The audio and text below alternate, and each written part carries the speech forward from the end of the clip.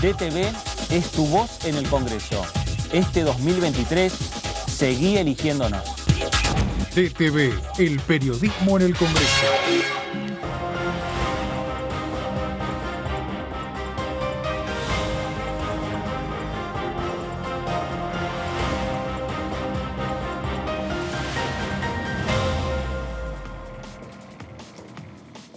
¿Cómo le va? Esto es la segunda edición por aquí, por DTV, la segunda edición por Diputados Televisión, empezando una semana en la cual empieza ya a hablarse respecto a la agenda que tiene la Cámara de Diputados de la Nación, la agenda que tiene el Congreso Nacional con diferentes temas, a la vista más allá de lo que es avanzando lo que es el calendario electoral después de las elecciones en la provincia de Santa Fe, y obviamente que el calendario electoral coincide con el trabajo desde el punto de vista parlamentario, desde el punto de vista legislativo que se sigue en esta casa, y por supuesto la agenda que va marcando ya en lo que tiene que ver con los temas por parte de los diputados nacionales.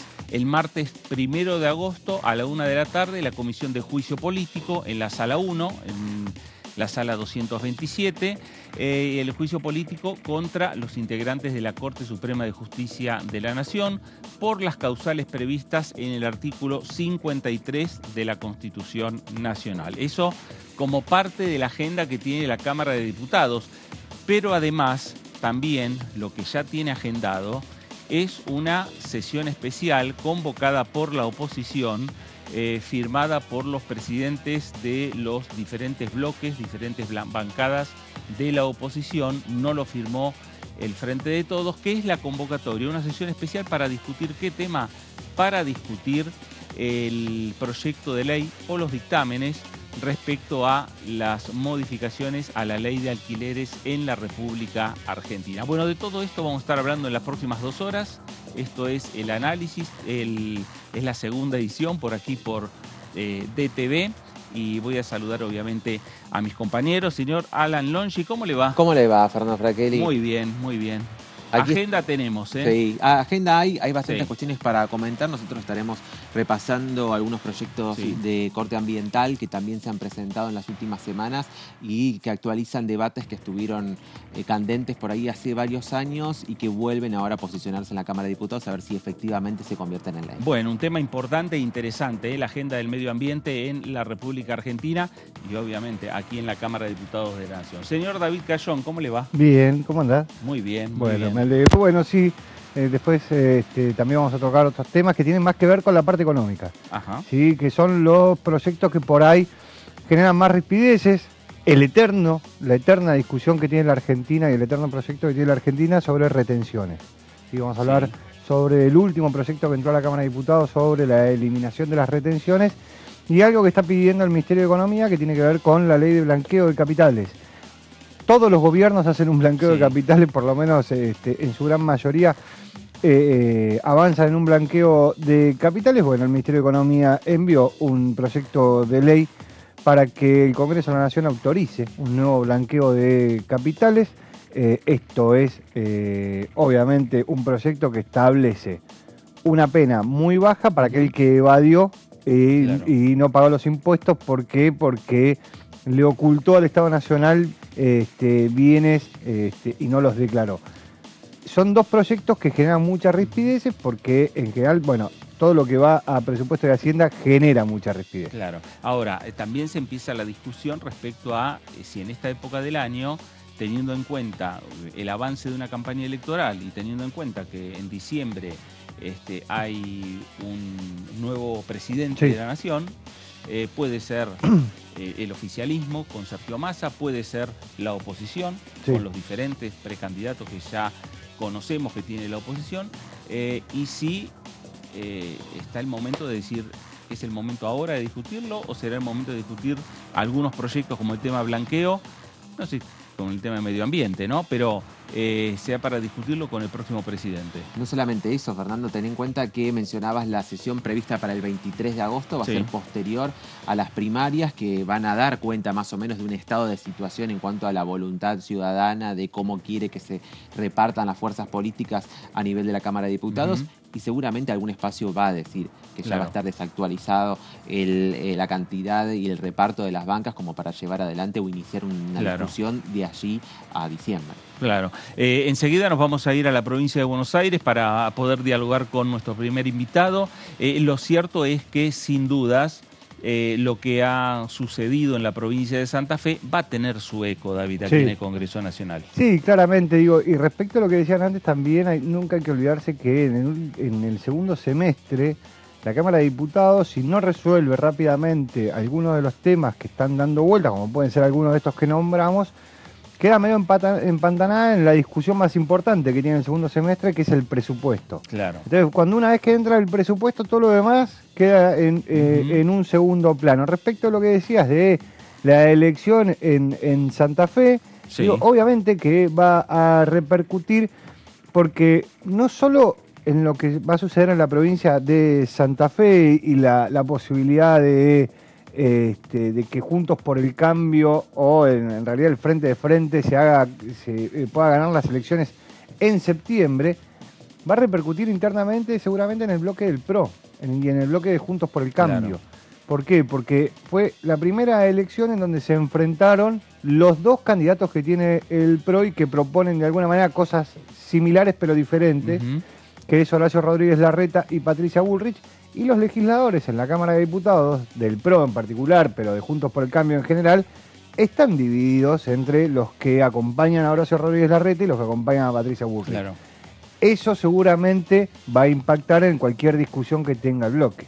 Bueno, nos vamos a ir ahora a la provincia de Buenos Aires.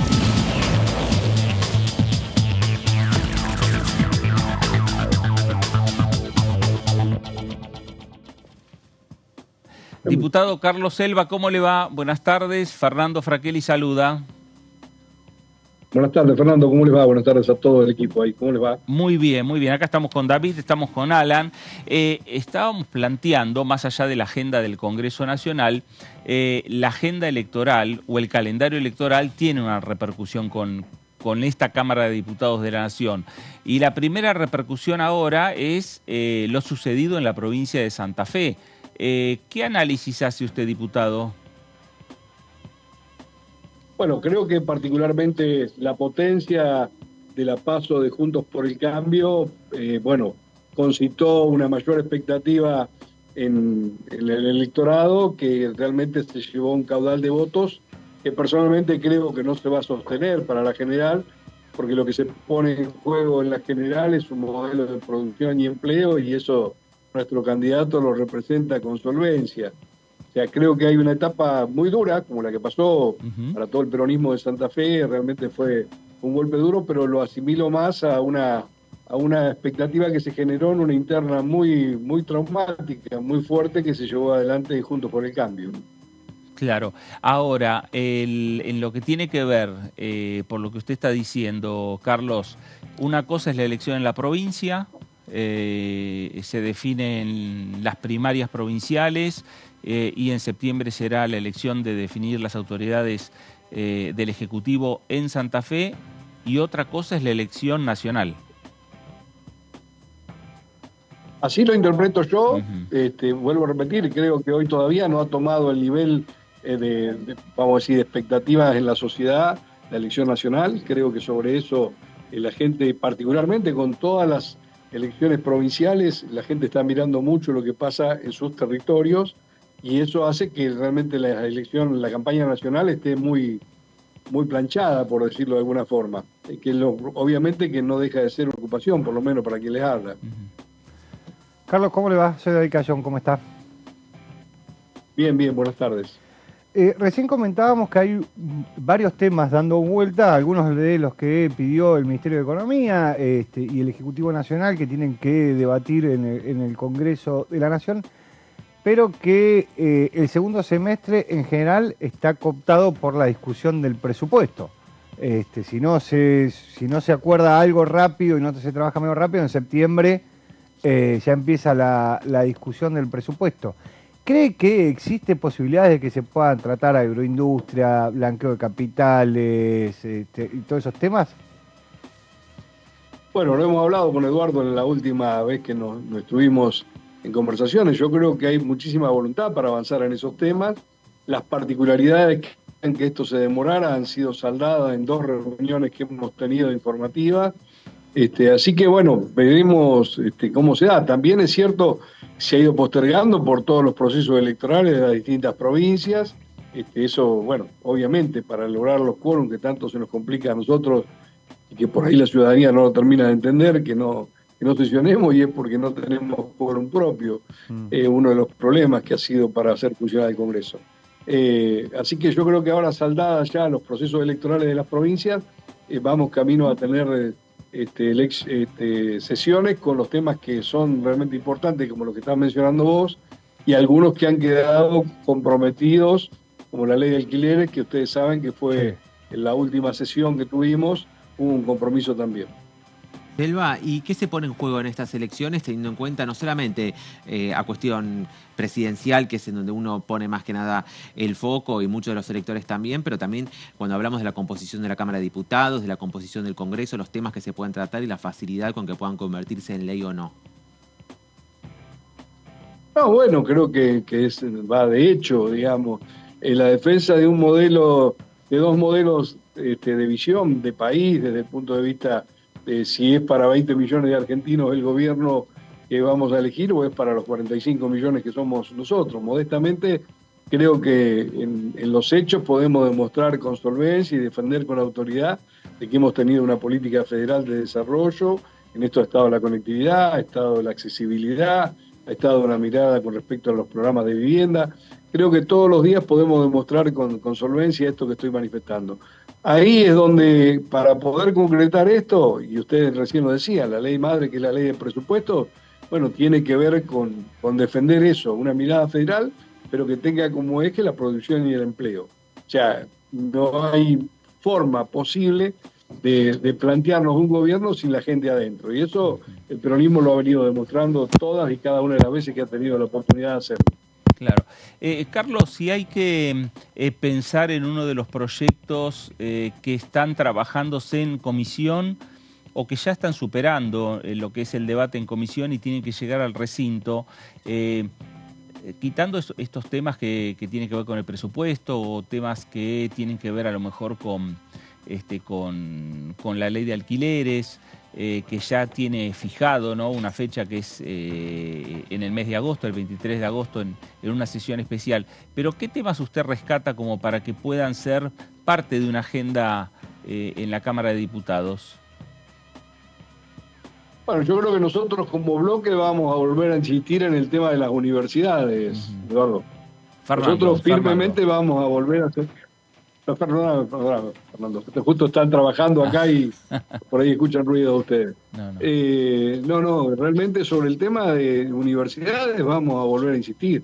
Ese tema no lo queremos dejar sin poner en debate nuevamente. Todavía no podemos entender por qué no nos han dado quórum para la sanción de estas 8 universidades que tienen el consenso, tanto sea del Ministerio como de las áreas que se están involucradas. Ha habido movilizaciones con respecto a pedirnos a la Cámara la sanción de estas leyes, así que ese sin ninguna duda.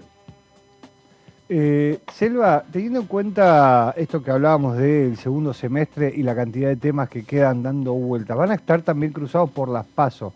¿El resultado de las PASO cambia la dinámica, puede llegar a cambiar la dinámica que tiene el Congreso? Usted decía, bueno, nos cuesta mucho conseguir el quórum. ¿Ganar o perder cambia esa discusión o no cambia nada? No te lo sé decir, porque ahí ya depende de la responsabilidad que asumamos ante la sociedad. El Congreso tiene que seguir funcionando, no puede ser que esté supeditado a estados de ánimo. Hoy últimamente ha habido mucha especulación por parte de la oposición con respecto a muchos temas. Acordate que hace un tiempo atrás no nos condicionaban que si no sacábamos algunos temas de la agenda, no había sesiones. Bueno, eso yo creo que de a poco lo hemos ido superando.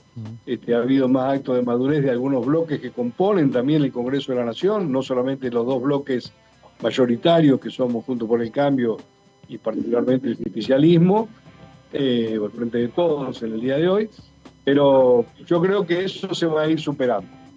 ¿Cuál es el nivel de diálogo que está teniendo, si es que lo hay, entre los diferentes bloques a la hora de poder llegar a un acuerdo, de poder llegar a una agenda consensuada de temas que por ahí exceden lo electoral o que puedan llegar a generar mayor rispideces en función de la agenda que se discute en las elecciones? No te lo puedo decir, porque realmente la coyuntura hace que a veces la agenda, particularmente la oposición, se maneja más con una agenda mediática para fijar posiciones de diferencia que por una cuestión estratégica. Nosotros modestamente tenemos un plan de trabajo que tiene que ver con sostener y fortalecer un programa de desarrollo, y no es más fácil llevar la discusión porque siempre tiene un mismo destino. Nosotros en la oposición vemos muy coyuntural. Muchas veces la posición pública y parlamentaria de la oposición tiene que ver con lo que sale publicado en algún medio nacional.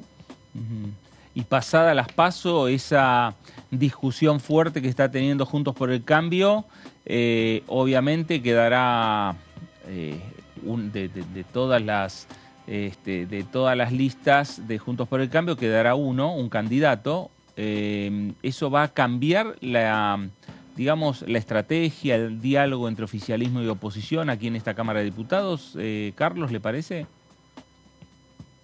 Por supuesto, son todas opiniones, pero vos sabés muy bien que dirimida esa situación, por lógica, deberíamos empezar a pensar en función de gobiernos, más allá de cuál es nuestra posición. Pero yo creo que se superponga, que se imponga el paso de ellos, también los va a obligar a tener una mirada más racional, una política más de Estado, sin especular tanto como lo están haciendo en el día de hoy. Selva, usted es oriundo de una ciudad que tiene una parte productiva, que acá Mercedes, provincia de Buenos Aires, tiene una parte productiva, pero que estaba muy cerca de los grandes centros urbanos. Digo, no sé la distancia que hay de Mercedes a Buenos Aires, pero son 2 horas. 100. ¿No? 100 kilómetros. 100 kilómetros, bueno. 100 kilómetros. 100 kilómetros. Cuando va caminando por la calle, por Mercedes, lo que lo ubican como diputado, ¿qué le reclaman que tienen que tratar? ¿La agroindustria? ¿Le reclaman otra cosa? No, mira, yo te digo particularmente, creo que un poco también tiene que ver con las personalidades de cada uno, pero particularmente la consulta es siempre qué pasa en la Cámara, no específicamente sobre tal lado. Creo que la carga más difícil es decir cuando no funcionamos. Claro. Modestamente uno tiene en lo personal, bueno, una agenda y un decálogo de leyes presentadas y trabajadas que me posicionan tal vez distinto, pero la preocupación general de mi ciudad es cuando el Congreso no funciona. ¿Y qué puede suceder teniendo en cuenta que el ministro de Economía es también candidato con la discusión del presupuesto que planteaba David? ¿No va a depender también del resultado que tenga Sergio Massa en materia electoral, si va a poder avanzar ese proyecto en sí mismo o no?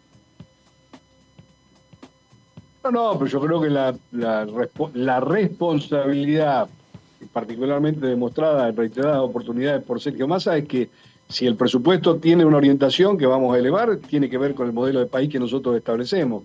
Si los resultados de la sociedad fueran otros, obviamente que entra en debate nuevamente, y creo que correspondería que el nuevo presupuesto sea revisado con mayor solvencia y mayor compromiso de los que nos tocara hacer oposición, de acompañar lo que la gente, lo que respete el soberano, digamos. Carlos, hay y lo hablamos en la última vez que nos pudimos contactar, que tiene que ver con aquellos proyectos impulsados, en el caso suyo, y que están vinculados con las bibliotecas, ¿no? En el marco también de su función como titular de la Comisión Bicameral de la Administración de la Biblioteca del Congreso de la Nación. ¿Por qué no nos cuenta un poquito, no solo ese proyecto, sino también cómo se encara ya este último tramo de este año 2023 en lo que tiene que ver, más allá de una campaña electoral, más allá de lo que tiene que ver con el trabajo legislativo? Hay una agenda paralela que tiene ahí la biblioteca y que tiene toda esa comisión. Bueno, primero particularmente invito a todos a visitar la página porque realmente hay una agenda para todo las vacaciones de invierno muy nutrida, muy apetecible para los chicos y demás, y bueno, todos siempre lo decimos, y vos lo conocés muy bien, que nuestra biblioteca es más un centro cultural y que no es una biblioteca parlamentaria, sino que es una biblioteca parlamentaria con acceso al público, y que brinda un servicio, un abanico de la oferta cultural impresionante. Así que hoy uno modestamente lo que pretende es sostener este ritmo y este vínculo con la sociedad, con sectores que nos permite, por supuesto, la conectividad, muchas veces llegar a lugares no previstos. También hay mucha actividad prevista para este mes y el que viene de Bibliomóvil, y eso también nos pone en otro lugar de cercanía.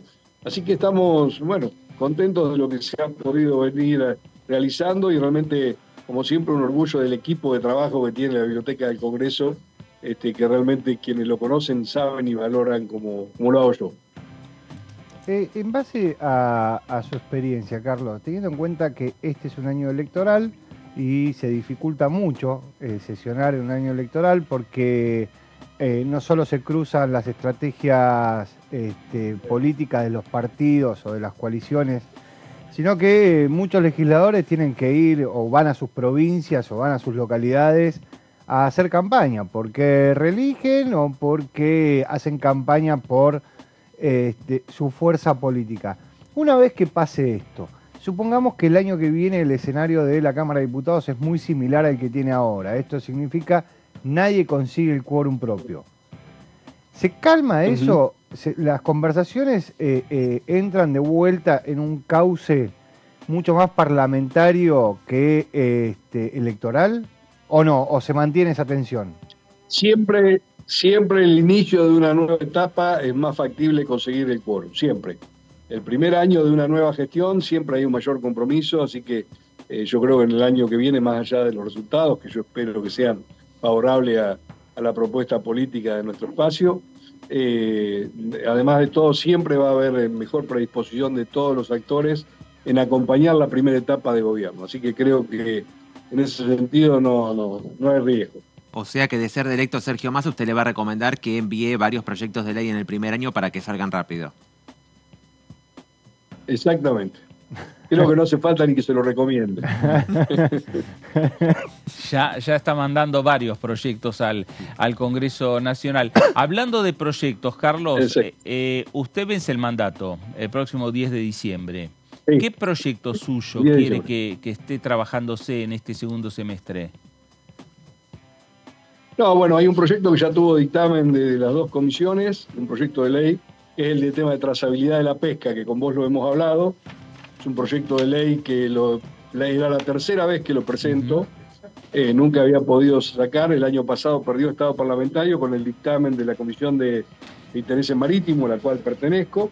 Este año tuvo el dictamen de la Comisión de Intereses Marítimos y acaba de ser aprobado el presupuesto de Hacienda, así que está para entrar al recinto. Bueno, con ese proyecto prácticamente me doy por hecho, sería la cuarta ley que estamos sacando en estos últimos 3 meses, así que más que satisfecho. Carlos, gracias por estos minutos para con Diputados Televisión.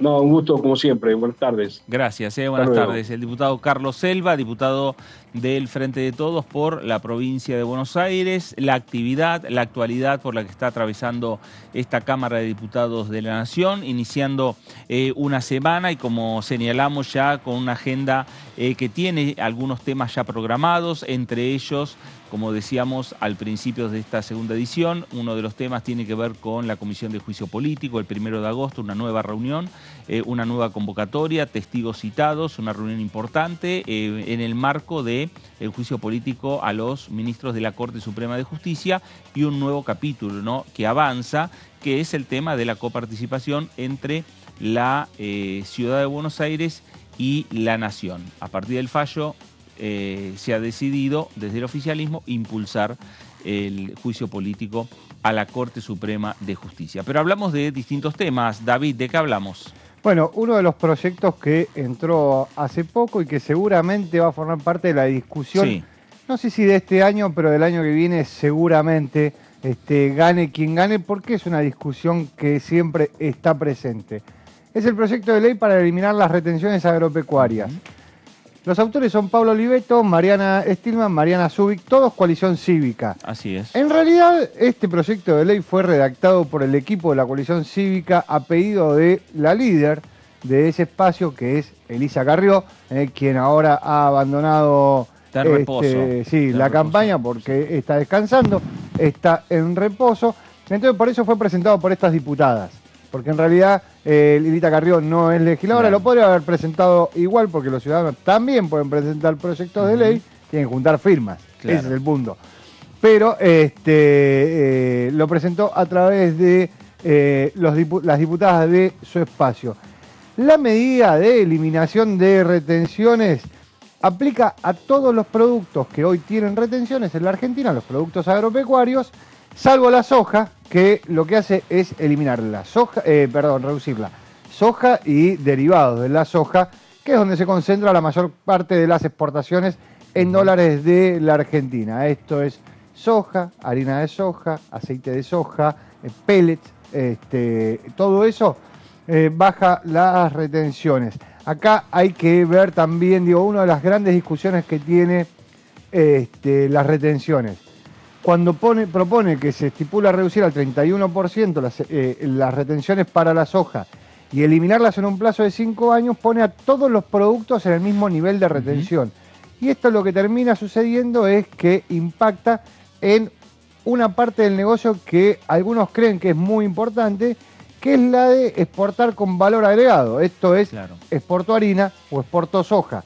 Si pago lo mismo por exportar poroto que por exportar harina o por exportar aceite, exporto poroto porque me sale más barato. Claro, no hay un incentivo. No hay ningún incentivo para industrializarlo, no hay ningún incentivo para exportar valor agregado. En la placa siguiente, el artículo se deja sin efecto a partir del 31 de diciembre del 2023 todos los derechos de exportación vigentes, a excepción de los que recaen sobre los siguientes, que mantendrán su vigencia hasta el 31 de diciembre del 2028. A las posiciones arancelarias relativas a la actividad minera, eso no se toca. Acá hay que recordar que hay una ley propia para lo que es la actividad minera, que para entenderlo de alguna manera es similar a lo que se le propone ahora el GNL, el proyecto de ley de incentiva para la producción de GNL, y las posiciones arancelarias relativas a la actividad hidrocarburífera y las oleaginosas y subproductos derivados de la soja. En el caso de la soja, se fija que desde el 1 de enero del 2024 y hasta el 31 de diciembre del 28, esos 5 años, los derechos de exportación de soja y subproductos, la alícuota será del 31% del valor imponible del precio oficial FOB, que es el precio que se toma en el comercio internacional. Esto es libre a bordo. Esto es puesto el producto arriba del barco. Ese es el valor que se toma. Es un valor en dólares que toma toda la actividad en el mundo. El programa, ahora, ¿qué es lo que establece también? Esto como dice, bajo todas las retenciones, pero a los productores de soja no le bajo las retenciones. Entonces, para que no se vayan esos productores, a pesar de que el precio siempre es mejor, pero para que no se vayan a producir otro tipo de cereales, les da un beneficio. ¿Cómo les da el beneficio?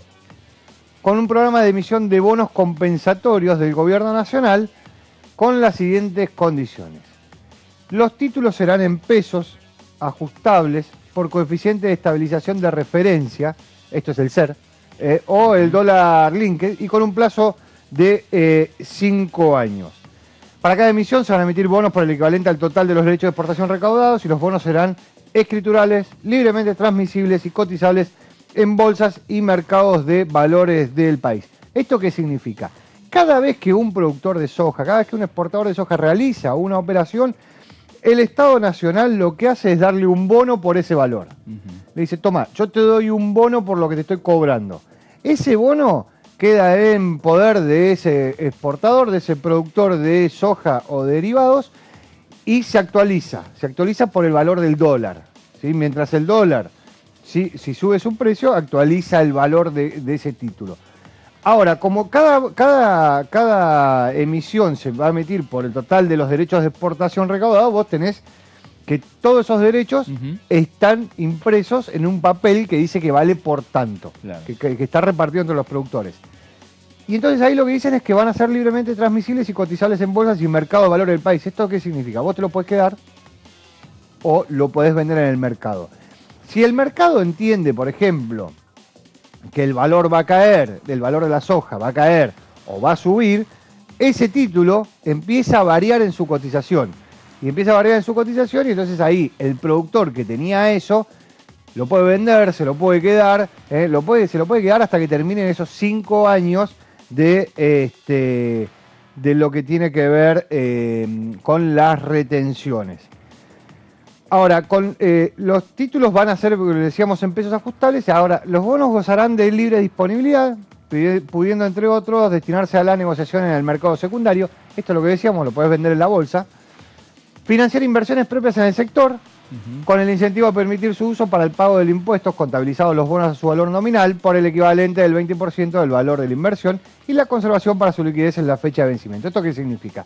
Bueno, lo puedes vender en el mercado, se lo podemos vender a Frakelli si Frakelli quiere ahorrar o invertir en bonos que están atados al valor internacional de la soja en el mercado secundario, o que están atados al valor del dólar en el caso de la Argentina. Ahora, también esa persona que tiene ese bono lo puede guardar y lo puede cobrar al final de todo ese proceso, cuando todos los bonos tienen una fecha de emisión y una fecha de vencimiento. Claro. En esa fecha de vencimiento lo puede cobrar, o si no lo puede destinar para pagar parte de sus inversiones. ¿Esto qué significa? Que lo puede utilizar para pagar impuestos. Claro. Entonces lo puede utilizar para pagar impuestos o para pagar. Vamos a suponer que una persona alquila un campo para hacer soja. Lo puede utilizar para pagar el alquiler. Se lo contabiliza de esa manera. También lo puede utilizar para pagar parte de los insumos que tiene que utilizar para la producción. Si no cuenta con dinero, bueno, puede utilizar estos bonos para poder hacerlo. Y obviamente son títulos que pueden ser canjeables en cualquier mercado. Ahora, esto lo que significa es que lo que recauda el Estado Nacional por lo que tiene que ver con las retenciones, que es una parte importante, se va en bonos. Claro. O sea, termina siendo una deuda. Porque vos, al darte un bono por lo que yo te estoy cobrando de retenciones, estoy generando una deuda del Estado. ¿Sí? Lo que dice el proyecto de ley que hizo Lilita Carrió y su equipo y que presentó la coalición cívica es que se bajan todas las retenciones para todos los productos. ¿Por qué? Porque van a generar un mayor crecimiento, volumen de producción, y entonces vamos a ganar desde ese lugar. Ahora, a la hora de hablar de la soja y los subproductos, lo que hace es generar una deuda que es en pesos, pero que actualiza al valor del dólar. Bueno, gracias David por este proyecto que es parte, en definitiva, de la agenda que tiene el Congreso Nacional, la agenda que tiene la Cámara de Diputados de la Nación. Vamos ahora a la ciudad de Buenos Aires.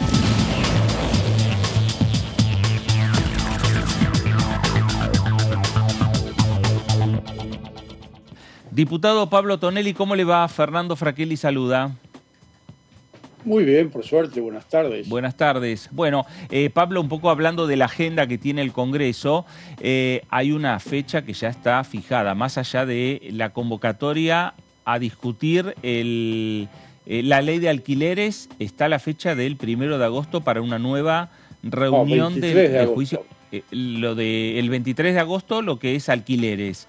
El 1 de agosto, juicio político. Eso ya está en agenda de la Cámara de Diputados. Esta discusión entre la coparticipación entre la Nación y la Ciudad de Buenos Aires, el fallo de la Corte, este tema puntual, ¿cambia la estrategia de Juntos por el Cambio a la hora de encarar esta parte de la discusión en juicio político? Me alegra que me pregunte por este tema de la coparticipación, porque ese fallo de la Corte fue lo que en definitiva dio origen al juicio político, o al pedido de juicio político que hizo el gobierno. Y el argumento del gobierno, tanto en aquel momento como ahora lo han repetido los diputados oficialistas en la comisión, es que ese fallo de la Corte perjudica a las provincias. Y esto es un disparate, es una falsedad grande como el Congreso, porque ese porcentaje que recibía la ciudad de Buenos Aires y que ya no recibe, salía de la coparticipación de la nación, de lo que se denomina la coparticipación primaria. De modo que a las provincias ni les va ni les viene. Los porcentajes de coparticipación de la provincia no han sido modificados ni en una centésima. De modo que es un absurdo. Ahora, como es evidente que es un absurdo, porque los porcentajes de las provincias no fueron modificados y el único porcentaje que se modifica es el de la nación y el de la ciudad, entonces el argumento que agregaron los oficialistas fue que bueno, que sí, que esto es cierto, pero que si la nación recibe ese dinero puede invertirlo en obras en las provincias y esto las beneficia. Ahora, el argumento también se vuelve ridículo si se advierte que el mismo decreto 735 que le sacó a la provincia de Buenos Aires 2,10 puntos de coparticipación, el mismo decreto le asignó la totalidad de ese porcentaje a la provincia de Buenos Aires. Entonces me quiere decir, ¿dónde está el perjuicio de las provincias? ¿Dónde está el beneficio de que le saquen a las ciudades en porcentajes y total se lo dan a la provincia de Buenos Aires? ¿En qué las beneficia a las provincias? Así como no las perjudicaba en nada que le sacaran a la nación un determinado porcentaje para dárselo a la ciudad de Buenos Aires, tampoco las beneficia en nada que ese porcentaje se lo den a la provincia de Buenos Aires. La única beneficiada es la provincia de Buenos Aires. Todo esto, en definitiva, demuestra que el argumento es absurdo, es ridículo y es falaz. Cosa que en general viene ocurriendo con todo lo que el oficialismo dice o hace en la Comisión de Juicio Político. Ahora, Pablo, hay, por lo menos en algún momento determinado, cuando se habló de encarar esta etapa que tiene que ver con la coparticipación, de invitar a algunos gobernadores. Veremos qué es lo que ocurre después del 1 de agosto. Pero ¿a usted le parece que sería importante la presencia de gobernadores en la comisión? ¿Pero qué nos van a decir? ¿Qué nos van a decir los gobernadores? Ya vinieron la semana pasada los fiscales de Estado, algunos fiscales de Estado. Y la verdad que hicieron un papelón. Porque no pueden explicar ni en qué se perjudica cualquier provincia o las provincias si la ciudad mantiene su coparticipación del 3,5%, y tampoco pueden explicar en qué las beneficia que el dinero que le sacaron a Buenos Aires se lo den a la provincia de Buenos Aires. Es imposible, no hay modo de explicar eso. Es una mentira enorme, como en general suele ocurrir con el kirchnerismo, que a fuerza de relato vive engañando a todo el mundo y tergiversando la realidad y la verdad. No hay modo de que los gobernadores lo expliquen. Toneri, y en función de la información que va surgiendo desde la Comisión de Juicio Político en este capítulo que analiza lo que ocurrió con el fallo de la coparticipación, ¿surge de allí alguna especie de connivencia entre el ministro D'Alessandro y Robles que de alguna manera garantice una prevalencia o un favoritismo de las partes, en este caso de la ciudad de Buenos Aires? Mire, en primer lugar, hasta ahora no hay nada de eso. Lo único que el oficialismo de vez en cuando revolea son esos supuestos chats cuyo origen y veracidad aún no están acreditados. Pero además, yo me hago otra pregunta. Supongamos que D'Alessandro, que ¿cómo se llama el secretario de Rosario? Robles. Supongamos que Robles efectivamente, en un acto de mayúscula imprudencia, al borde del delito, le prometió, supongamos por un momento como hipótesis, ¿no es cierto?, le prometió a alguien que iba a salir determinado fallo. El fallo lo dictan los jueces de la Corte. ¿Qué tiene que ver Robles? ¿Qué tiene que ver que Robles le prometa o no le prometa si es que lo hizo? Y esto siempre, insisto, en términos hipotéticos. Acá la connivencia existiría eventualmente si alguno de los jueces de la Corte hubiera pactado, arreglado algo con el jefe de gobierno de la ciudad. Pero acá, respecto de la actuación de los jueces de la Corte, no hay ni siquiera la más mínima sospecha, ni imputación, ni nada. Lo que haga o deje de hacer el señor Robles es un problema de él, pero que no afecta de manera directa a los jueces de la Corte. De modo que, en fin, a mí me parece que eso va a terminar como termina todo, como terminan todas las acusaciones del oficialismo, en nada. Ahora, Pablo, ¿cómo le va? Soy David Cayón, ¿cómo está? ¿Qué tal? Buenas tardes. Respecto de esto que usted decía, bueno, puede ser que haya sido un hecho de suma imprudencia de Robles, que no tiene nada que ver con lo que hagan o dejan de hacer los jueces. Pero, digo, y teniendo en cuenta que la discusión que se da en el Congreso de la Nación no es una discusión penal, en el sentido de que no es una causa penal, sino que lo que se está juzgando es si cumplen con sus deberes de funcionarios y si lo hacen bien, más o menos vendría a ser así. Ahora, sería como una especie de ingenuidad que el secretario del presidente de la Corte le dice al ministro de Justicia y Seguridad de la ciudad justo lo que va a pasar por un caso de imprudencia. Está bien, es una buena pregunta, pero vamos por partes. En primer lugar, si bien es absolutamente cierto que aquí no se analizan responsabilidades penales, sino responsabilidades políticas, este es otro tema que lo hemos visto mucho en el Consejo de la Magistratura cuando investigamos a los jueces, que se da la misma situación. Claro. No se investiga la posible comisión de delitos, sino de mal desempeño. No, es más, puede ser que sea culpable de mal desempeño y no necesariamente tenga una causa penal, por ejemplo. Totalmente de acuerdo. Pero aún ubicados en la hipótesis correcta, que es que lo que se está investigando es un posible o supuesto mal desempeño, no hay que perder de vista que la responsabilidad es personal. No se puede imputar a un juez por las acciones de otra persona. En todo caso, habría que probar que algún juez le dio órdenes a Robles de que proceda de determinada manera.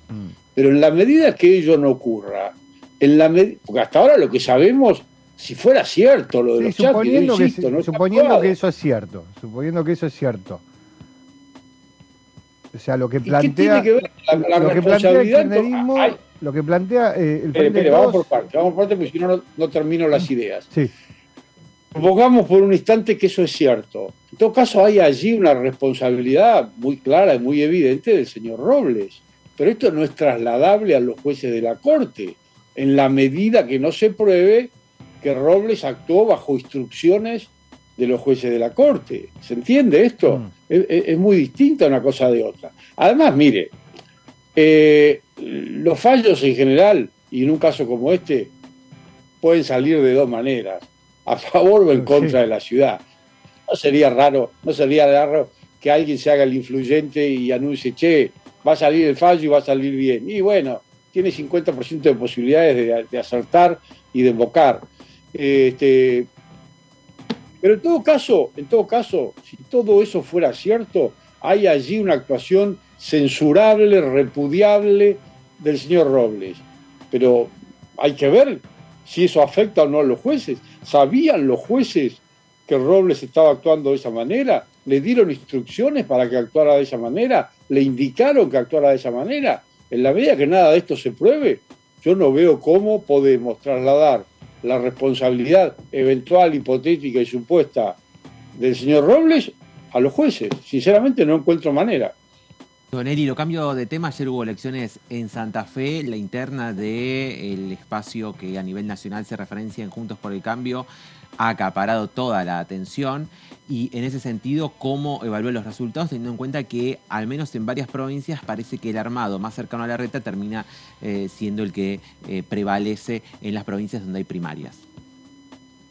Mire, lo más importante, la buena noticia, es que Juntos ganó en Santa Fe y por una diferencia muy clara, muy grande, respecto del Frente de Todos, que es la fuerza que gobierna actualmente en Santa Fe, lo cual hace presagiar con bastante grado de certeza que en la elección que va a ocurrir dentro de un mes, efectivamente el nuevo gobernador de Santa Fe va a ser de Juntos por el Cambio, en este caso Maximiliano Puyaro, que es el que ganó la interna. Esto es lo importante. Después, si esos candidatos que han ganado la gobernación en el caso de San Luis y de San Juan, y las PASO en el caso de Santa Fe, están más cerca de uno u otro de los candidatos presidenciales de Juntos por el Cambio, a mí personalmente me tiene sin cuidado. Yo tengo mis preferencias, pero en definitiva lo que quiero es que gane Juntos por el Cambio. Y si finalmente la candidata no fuera la que yo prefiero, que es Patricia Bullrich, y el candidato fuera Horacio, no tengo la menor duda de que todos estaremos encolumnados detrás de él y lo ayudaremos, porque lo que queremos es que cambie la conducción del país. Lo que queremos es tener un gobierno como la gente, un gobierno normal, y no este mamarracho de gobierno que estamos padeciendo los argentinos. De modo que a mí, personalmente, la cercanía o lejanía de Puyaro con los candidatos nacionales es lo que menos me interesa. Lo que más me interesa es que ganó Juntos, que sacó una clarísima diferencia y que esto augura un triunfo en la segunda vuelta. Perdón, en la elección general. Sí. Respecto de eso, el resultado de las PASO, porque se da la particularidad de que las PASO nacionales son previo a la elección de la provincia de Santa Fe. Las PASO son el 13 de agosto, la elección de la provincia de Santa Fe son el 10 de septiembre, si no me equivoco. Sí. El 10 de septiembre. Digo, el resultado de las PASO ¿impacta? Vamos a suponer que le va mejor a el candidato Sergio Massa que a Patricia Bullrich y a Horacio Rodríguez Larreta. ¿Cree que eso puede impactar en Santa Fe? No, la verdad es que no me parece. Me parece que la elección de Santa Fe está bastante desconectada de la elección nacional. Los santafesinos me parece que tanto ayer decidieron, como seguramente ocurra en septiembre, en atención a los problemas de la provincia de Santa Fe, a las condiciones de los candidatos que se presentaban en la provincia de Santa Fe, y no creo que las PASO que se van a hacer 4 o 5 semanas antes vayan a tener influencia. A lo mejor sí, una pequeña, en porcentaje muy, muy reducido, pero tengo la impresión de que es claramente una elección local en la cual van a pesar las realidades locales y las condiciones de los candidatos. Y respecto de lo que decía antes de que le daba lo mismo, más allá de su preferencia, si era Patricia Bullrich o era el candidato de Patricia Bullrich o el candidato de Horacio Rodríguez Larreta, que lo importante era que había ganado Juntos por el Cambio. La verdad es que, más allá de lo que usted dice, en la campaña se dijeron cosas que son muy difíciles de remontar. Digo, no es lo mismo decir yo tengo un plan que es diferente, o yo sé gestionar, o yo no sé, propongo el orden, que decirle a alguien que es narcotraficante y que está financiado por el narcotráfico. Yo no sé si la frase de Cristina Kirchner, que en política todos los 6 meses se olvida, funciona en esas cosas. Igual el plazo electoral. Pero a ver, claro. Es cierto que hubo excesos en la campaña y es cierto que se dijeron algunas cosas que al menos yo personalmente hubiera preferido no escuchar. Eso es cierto. Ahora, también es cierto que la actitud de ayer de los 2 candidatos de Juntos más votados, porque había una tercera candidata, la actitud de los 2 candidatos más votados fue muy positiva y muy conciliadora.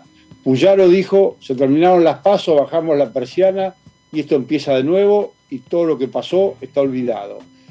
Carolina Lozada, terminadas las PASO, dijo, se acabaron las PASO, se acabó la competencia, ahora todos a apoyar a quien va a ser el candidato, que va a ser Puyaro. Me parece que fueron gestos significativos y que sirven para dejar de lado cualquier herida o lastimadura que pudiera haber quedado luego de las PASO. Pablo, ¿cómo imagina la sesión especial pedida por la oposición para el 23 de agosto para tratar alquileres? Lo primero que imagino, y no me hace muy feliz, es que va a ser larguísima. Va a ser de esas sesiones que duran muchas horas. Lo que espero es que además de larga sea positiva y podamos concluir dándole media sanción, aprobando en la Cámara un proyecto que sirva, que sea realmente eficiente para superar este gravísimo problema de los alquileres que afronta el país en este momento. Ojalá podamos hacer las modificaciones, que no son muchas, son nada más que 3 o 4, que servirían, desde mi punto de vista, para cambiar de manera sustancial la situación del mercado inmobiliario. La discusión pasa por los dos dictámenes que hoy tiene la Cámara. Así es. Y a partir de ahí... Sí, el dictamen de mayoría, sí, que es un dictamen gatopardista, porque no cambia nada, y el dictamen de la oposición, que es un dictamen que va al hueso del problema y apunta a resolver aquellas regulaciones que son las que han generado este problema en el mercado inmobiliario, que son básicamente el plazo, la periodicidad de los ajustes y el índice de los ajustes. Claro, y hay toda la oposición unificada detrás de ese proyecto. Sí, estamos todos de acuerdo en reducir el plazo a 2 años, en permitir ajustes mucho más frecuentes que cada 1 año y además en dar libertad a las partes para que acuerden el modo de actualización que más les parezca o que más les convenga. Pablo, gracias por estos minutos para con Diputados Televisión. A ustedes, que sigan muy bien y hasta pronto. Gracias. Pablo Tonelli, diputado nacional del PRO, por aquí, por la ciudad de Buenos Aires. Bueno, la agenda que tiene el Congreso con estos dos temas centrales, ¿no? Por un lado, decimos, la ley de alquileres, sí, y por el otro lado, el tema del juicio político. A una sesión con expectativas y una sesión larga en la Cámara de Diputados, ya Pablo Tonelli arranca con la expectativa que van a tener quórum. Sí. Que van a estar los 129 diputados para iniciar la sesión, porque el oficialismo no va a bajar ese día. Van a esperar que junten. Exactamente, y en función sobre todo de una oposición que mira en la ley de alquileres la causa del problema de los alquileres que hay en el presente y un oficialismo que dice, no, bueno, no tiene nada que ver, hay otros problemas, en este caso la inflación, la cuestión económica, y es un mercado que sí o sí hay que regular. Recordemos que en la última sesión la propuesta era derogar directamente la ley como causante de una situación acuciante que se vive con una pérdida de las posibilidades de alquiler en los centros urbanos de la capital federal, Gran Buenos Aires y otras provincias muy grandes. Ahora, sin dudas, a ver, esta propuesta, esto que dice Alan, que uno de los temas fue derogar la ley, sí, eso no estaría en discusión ahora, ya quedó como descartado. Ya quedó descartado. Igual es rarísimo, la verdad que la ley de alquileres tiene 3 años. No hay muchos casos en los cuales vos tengas una ley que en apenas 3 años haya dejado disconforme a todos. Absolutamente a todos.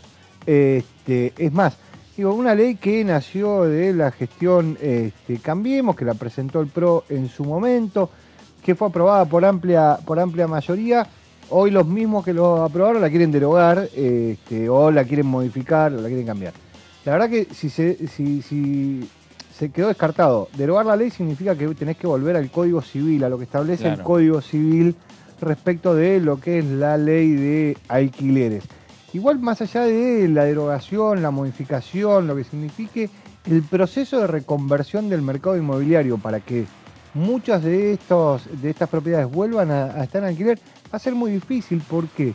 Porque el tipo de cambio ha cambiado el negocio. Y entonces, no solo es la imposibilidad y esta discusión si se alquila por 3 años o se alquila por 2 años, sino que el mercado del alquiler temporario cambió absolutamente todo. Todo en la plaza, y lo que terminó pasando es que hoy es más rentable para alguien en un centro urbano o en una ciudad turística alquilar de manera temporaria. ¿Por qué? Porque cobran divisa extranjera, porque cobran dólares, lo que sea, que ponerlo en un alquiler a 2 años. Habrá que ver ahora también cómo pesa en el debate cuando en un par de meses por ahí o en un año se empieza a ver ese impacto en el mercado hotelero. Claro. Que es lo que ha sucedido en otras ciudades del mundo. Sí, claro. Ahí las otras ciudades lo que hicieron fue regular ese mercado. Bueno, vamos a irnos a la pausa para regresar y seguir hablando de esto. Alan, David, de cómo viene la sesión especial para el 23 de agosto, qué es lo que puede pasar con la ley de alquileres, algunos datos, cómo están dando, y vamos a ampliarlo también, y vamos a seguir hablando también de la agenda que tiene la Cámara de Diputados, que repetimos como uno de los temas, el juicio político. Pausa en esta segunda edición y enseguida regresamos. Gracias.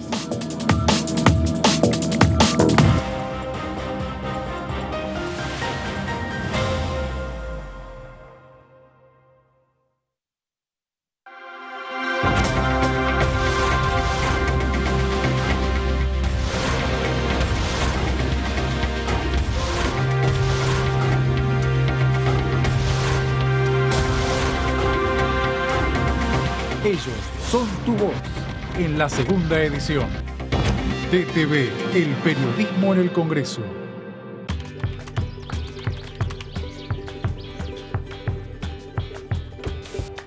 La que busca a los amigos en el padrón.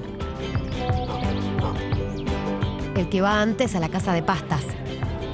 Los que van después. La que trata de convencer a la abuela hasta el último momento. El que llega hasta la mesa y no encuentra el DNI. Todos ellos, todas ellas, comparten hace 40 años un mismo ritual. Este 13 de agosto, vamos a seguir compartiéndolo. Seamos cada vez más los que votamos por la democracia. Elecciones 2023, 40 años de democracia. Argentina Presidencia.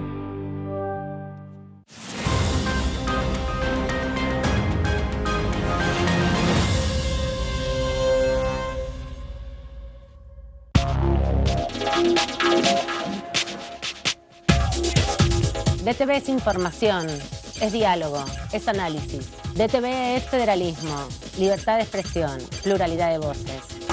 DTV es todo lo que un país en democracia tiene que ser. DTV es tu voz en el Congreso. Este 2023, seguí eligiéndonos. DTV, el periodismo en el Congreso. Aumentamos 6% el consumo privado durante 2023, acumulando 27 meses consecutivos de crecimiento. Y detrás de ese dato, la economía argentina sigue expandiéndose.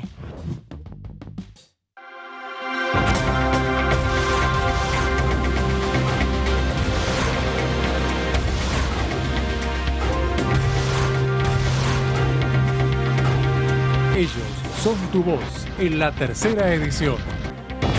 DTV, el periodismo en el Congreso.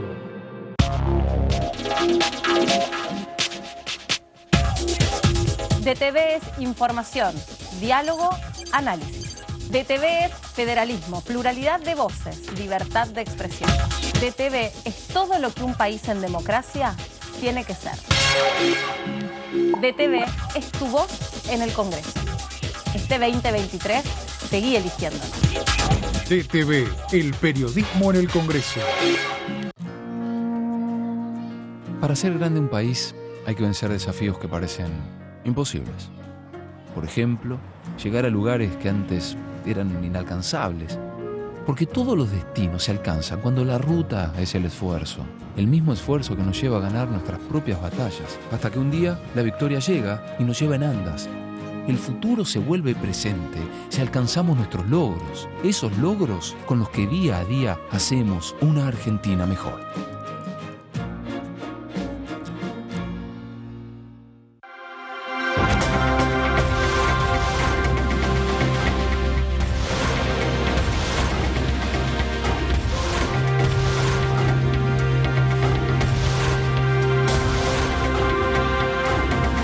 Ellos son tu voz en la segunda edición. DTV, el periodismo en el Congreso. Este es el gasoducto Presidente Néstor Kirchner. Una obra de escala mundial realizada en tiempo récord, que unirá la energía de Vaca Muerta con todo el país. Innovaciones, Tecnología, cientos de kilómetros de acero y miles de trabajadoras y trabajadores. Esta megaestructura alimentará la llama del país, uniéndonos con nuestros seres queridos, acelerando la economía, ahorrando divisas, con desarrollo, con federalismo, con soberanía y orgullo. Gasoducto Presidente Néstor Kirchner. Mueve energía, mueve al país.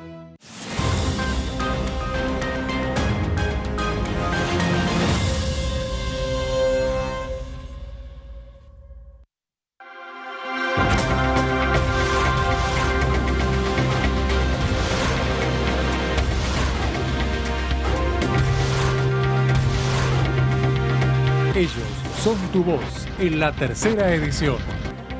TTV, el periodismo en el Congreso.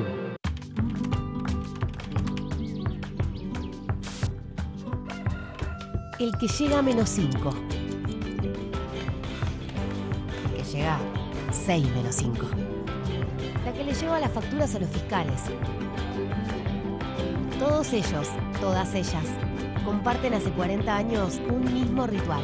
Este 13 de agosto vamos a seguir compartiéndolo. Seamos cada vez más los que votamos por la democracia. Elecciones 2023. 40 años de democracia. Argentina Presidencia.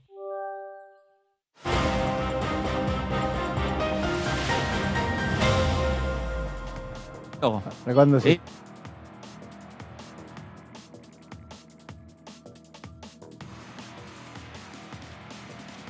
Muy bien, regresamos a esta segunda edición por aquí por DTV, por Diputados Televisión. Y en esta segunda edición, empezando también esta semana, estamos hablando un poco de la agenda que tiene la Cámara Baja, que tiene la agenda marcada. Decimos el tema del proyecto de ley que modifica alquileres, la ley de alquileres. Me parece que fue uno de los temas que más se estuvo hablando a lo largo de este año, no solo dentro del Congreso, sino fuera del Congreso Nacional, respecto a qué es lo que va a pasar con la ley de alquileres. ¿Por qué? Porque en definitiva la ley que se aprobó hace muy poco tiempo por parte del Congreso no le sirvió ni a los inquilinos, no le sirvió a los propietarios, y empieza a generar mayores discusiones en la política y en el medio de una campaña política.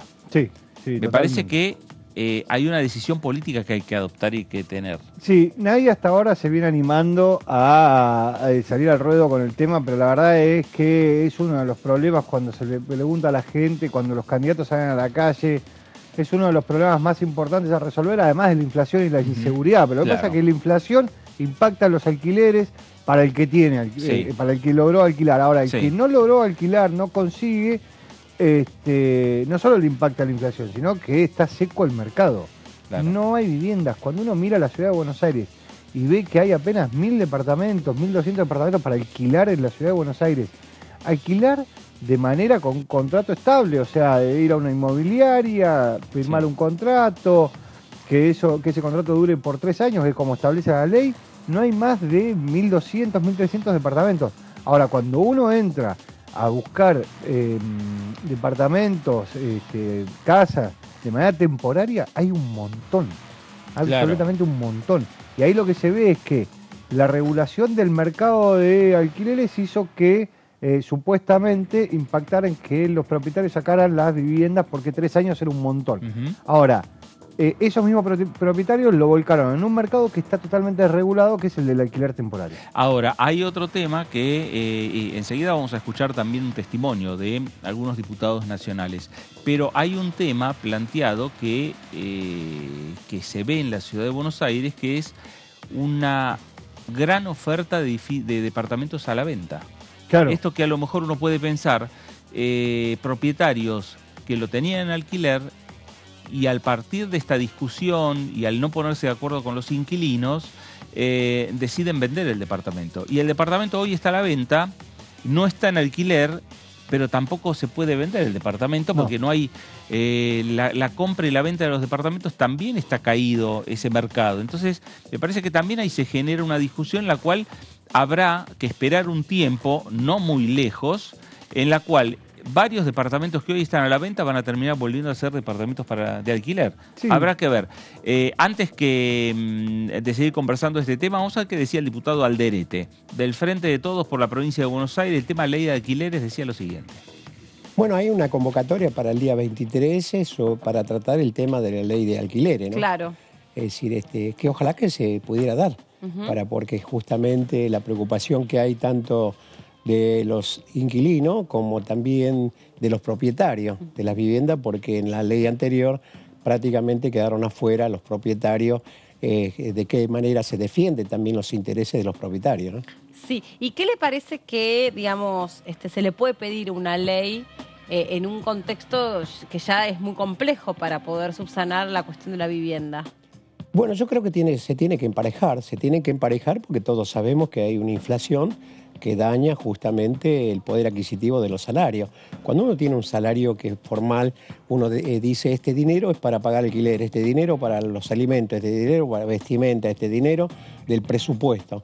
Cuando el presupuesto sucede como está sucediendo producto de la inflación, lógicamente uno tiene que ir ajustándose, se va ajustando, pero llega el momento de que inclusive hasta el alquiler, en este caso que estamos hablando del alquiler, sufre consecuencias, ¿no? Claro. Porque cada vez mucho más de lo que hay que pagar el alquiler no estaba previsto. Claro. Justamente uno prevé que normalmente, como deberían ser todos los meses, los aumentos trimestrales o bimestrales, sí, ya se va fuera del presupuesto, claro, sí, y eso difícil. perjudica muchísimo. Igual, Bueno, ahí estaba Juan Carlos Alderete, diputado del Frente de Todos por la provincia de Buenos Aires. Empieza a haber un desfasaje, ¿no? Entre lo que uno tenía presupuestado para el alquiler a partir del problema inflacionario y los salarios que no van al mismo ritmo. No, claramente, y se te rompe cualquier tipo de ecuación, digo, y esto también va para los créditos, porque acá se discutió créditos UBA, y va para los alquileres. Cuando el alquiler, sucede lo mismo con los créditos, se lleva más del 30% de tus ingresos, es porque no podés vivir en ese lugar. Claro. La ecuación es esa, básicamente. Es como, nosotros lo decíamos acá cuando se hablaba de la discusión del 30% de los créditos UBA. Decían, bueno, el límite es el 30% de los ingresos. ¿Por qué se planteó ese límite? Porque cuando uno va a pedir un crédito, el banco mira los papeles de cada uno y dicen, bueno, ¿cuáles son tus ingresos? ¿Cuál sería la cuota? Bueno, yo te puedo dar hasta que tu cuota sea un 30% de tus ingresos. Más de eso no, porque no me pagás. Claro. Bueno, ahora sucede lo mismo en los alquileres. Las personas que se le va el 50, el 60% de sus ingresos, porque los alquileres ajustaron muchísimo más que lo que ajustaron sus salarios, bueno, tiene que dejar de pagar los servicios o tiene que dejar de comer. Claro. No puede, no le alcanza para todo. Entonces lo más lógico es que no termine pagando el alquiler. Lo más lógico es que no termine pagando el alquiler, o que en el caso de los edificios se incremente la deuda de las expensas, porque ¿contra quién vas a ir? O sea, la administración no va a ir contra el inquilino, va a ir contra el dueño del departamento. El inquilino es el inquilino. Claro. El inquilino se va y ¿a quién le van a reclamar? Ahora, ahí está también un poco, me parece, cuando se abra esta discusión en el recinto, porque hoy tenemos dos dictámenes con una realidad de hace unos meses atrás cuando se firmaron los dictámenes.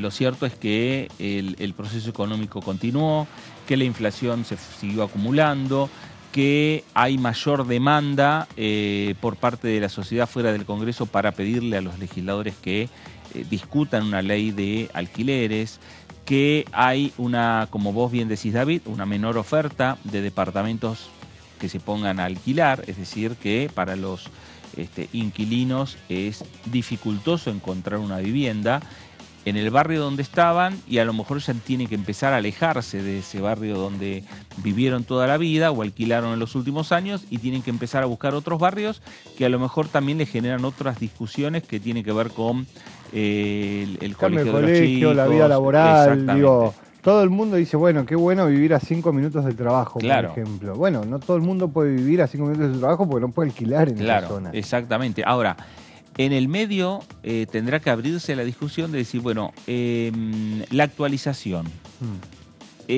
¿Por cuál va a ser el factor que se lo va a tomar para poder llevar adelante una actualización? ¿Va a ser el índice de inflación? ¿Va a ser el índice de crecimiento salarial? Habrá que ver. Sí. ¿Cuál es la discusión? Hablaban de un término mixto entre lo que sería el índice de inflación y el incremento de los salarios. O habrá que ver si directamente dicen, bueno, el alquiler se aumenta de acuerdo a el incremento salarial. Sí, bueno, esas son decisiones políticas que tiene que adoptar la Cámara. Sí, a ver, ¿cómo ajusta los alquileres hoy? Ajustan por un indicador que hace el Banco Central, que lo que toma es inflación más actualización salarial. Sí. Y de eso sale un número que es el que termina siendo la actualización mensual de los alquileres. Sí. Lo que el oficialismo busca es que esa actualización de alquileres sea sobre la base del indicador del ajuste salarial. No sobre inflación. Claro. Entonces, frente a eso, digo, contener un poco la suba de los alquileres, porque sería una extrañeza que los salarios suban más en promedio, claro. Porque digo, sí, alguien seguramente va a decir, bueno, tal sindicato logró un incremento mayor, no, está bien, pero digo, esto es en promedio de lo que tiene que ver con los ajustes. Claro. Con los ajustes salariales. Entonces, si se toma ese indicador, va a subir menos de lo que sube la inflación. Claro. Pero dependerá también de la discusión. Y a lo mejor el inquilino tiene una mayor defensa a la hora de ese incremento. Digo. Sí. A mí, por ejemplo, entre los proyectos de ley que hay en el Congreso de la Nación, la opción de los beneficios impositivos para aquellos que son propietarios de viviendas que podrían volcar al mercado de alquiler, me parece una buena idea en el sentido de incentivarlo, porque vos decías, bueno, no hay departamentos para alquilar, pero hay un montón de departamentos a la venta que no, o propiedades a la venta que no se venden. ¿Por qué? Porque se comercializa en dólares. Es un mercado que está totalmente dolarizado. Sí. Por más pero además de estar dolarizado, está caído. Sí, pero aparte, por más que las escrituras digan que están en pesos. Sí, claro. Digo, esto es un mercado totalmente dolarizado. Ahora, ¿cuánto puedes? Aquel que tiene un departamento que alguna vez lo compró para una inversión, que es la gran mayoría del mercado inmobiliario de alquileres en la Argentina. ¿Cuánto puede soportar una persona que tiene su casa y que además tiene otro departamento, otra propiedad para alquilar, haciéndose cargo de los gastos que genera, por más que la tenga cerrada, por más que no prenda la luz nunca, por más que nunca prenda una hornalla, por más que no tenga teléfono? Claro. Digo, todo eso igual de todas formas tiene un gasto impositivo, paga impuestos por eso. Digo, la misma persona también tiene sus ingresos, bueno, ¿cuánto podrá soportarlo? Por eso lo ponen a la venta. Ahora, ¿por qué? Porque yo lo pongo a la venta, me hago de dólares y me quito este problema que significa tener una propiedad para alquilarla. Y bajo los gastos. Y bajo los gastos. El problema es que nadie vende, nadie compra hoy. Nadie compra. ¿Por qué? No hay crédito. Porque no hay crédito. Bueno, no hay crédito hipotecario, el crédito hipotecario que hay es muy, muy caro. Y lo otro que vos tenés es que también estaría bueno, digo, en el momento que se empiece a hablar de la discusión en el Congreso de la Nación de la ley de alquileres, empezar a tomar en cuenta y empezar a ver la situación de las ciudades. El caso de la ciudad de Buenos Aires es el mejor ejemplo. Un microcentro que en la previa a la pandemia estaba colmado de oficinas y que en la pospandemia está bastante vacío. Sí.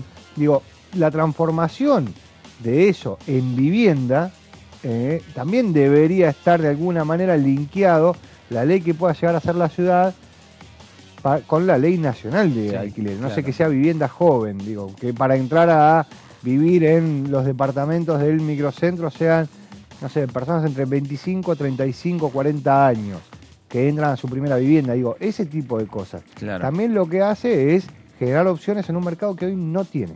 Vamos a ver qué decía respecto al tema de la ley de alquileres el diputado Eduardo Valdés, diputado también del oficialismo, pertenece a la ciudad de Buenos Aires. Valdés, sobre el tema de la ley de alquileres, decía lo siguiente. Lo que plantea Hernán Lombardi es que se derogue la ley de alquileres. Y la verdad que no corresponde, porque se ha trabajado todo el año en 2 dictámenes. Hay un dictamen de mayoría, un dictamen de minoría, y entonces no merecen los inquilinos ni los propietarios que no haya ley de alquileres, que esté vacío en un momento donde los ajustes de los contratos de alquiler, la inflación y todo lo que está sucediendo, no merecería que no haya ley. Más porque, a ver, vamos a ser justos. Esta ley, la ley que quieren derogar, es una ley macrista. La ley Lipovetsky.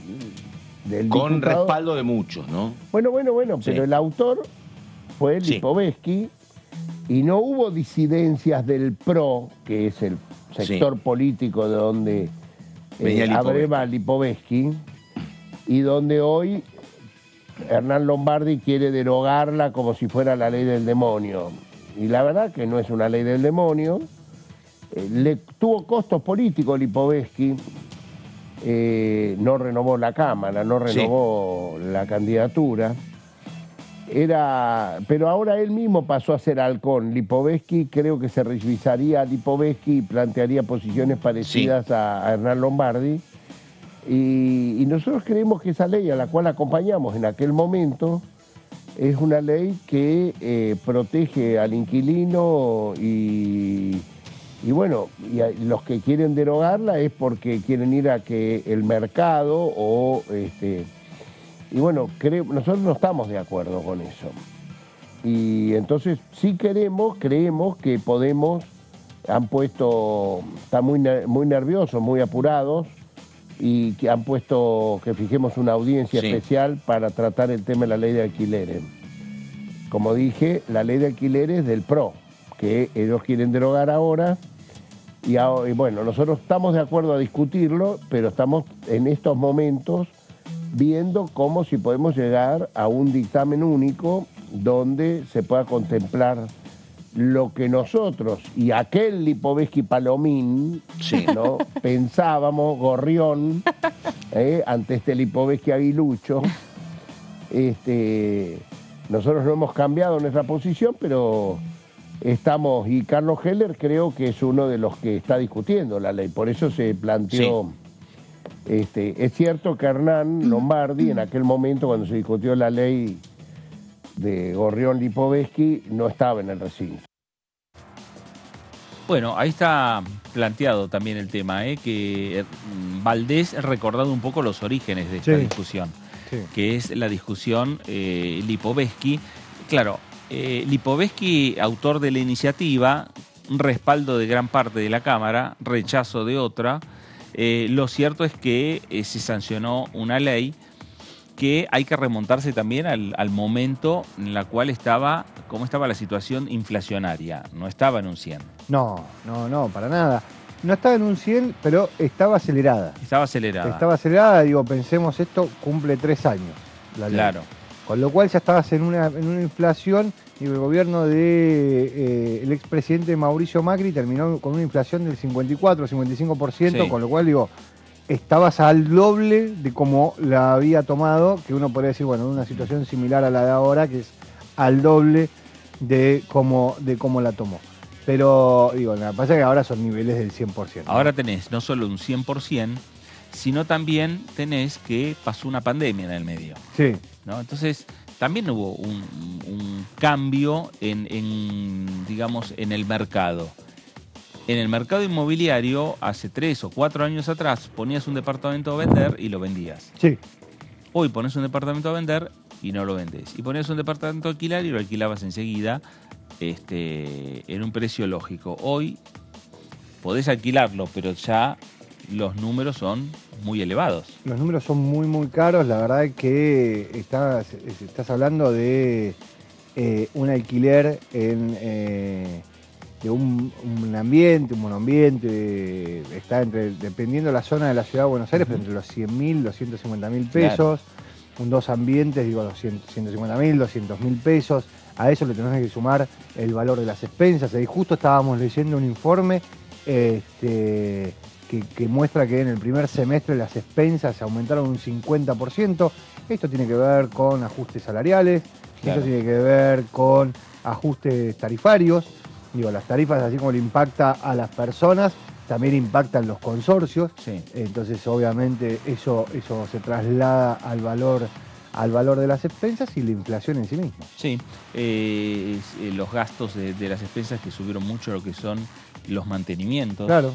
ascensores, cualquier inconveniente que encuentres en el edificio, como en puertas hacia adentro de tu casa, llamar a un plomero ya te cobra como una especie de tasa por ir a ver la canilla. Y después te cobra el arreglo. Y después te cobra el arreglo, sí, De obviamente. entrada son cerca de casi 10.000 pesos. Por venir, por la visita, como Tu tiempo vale, como el claro, tuyo. muy bien. Bueno, No, entonces vale más que el tuyo. todo eso va aumentando, obviamente. Vale ¿no? más que el tuyo porque tiene habilidades. Nosotros Sí, no tenemos sí, no. habilidades, entonces no las podemos Hacemos lo cobrar. que podemos. Claro, hacemos lo que podemos. No, pero la verdad es que hoy el mercado inmobiliario, la realidad es que cualquier persona que hoy quiera salir a alquilar en la Argentina se encuentra con un problema enorme. Pero realmente enorme y muy, muy difícil de solucionarlo. Porque uno mira, también hay discusiones que se dan respecto de lo que sucede en otros países del mundo. No es solo en la Argentina que tenés un problema de vivienda. No es solo en la Argentina que cuando uno mira los datos del último censo tenés un proceso de inquilinización de las personas. O sea, esto significa que cada vez más gente se inquilina y cada vez menos gente se compra su casa. Claro. ¿Por qué? Porque eso no la alcanza, porque son muy caras, porque lo que decíamos antes, no hay crédito. Los países europeos pasaron también la pandemia como pasó la Argentina y también tienen este impacto. Decidieron congelar alquileres. Claro.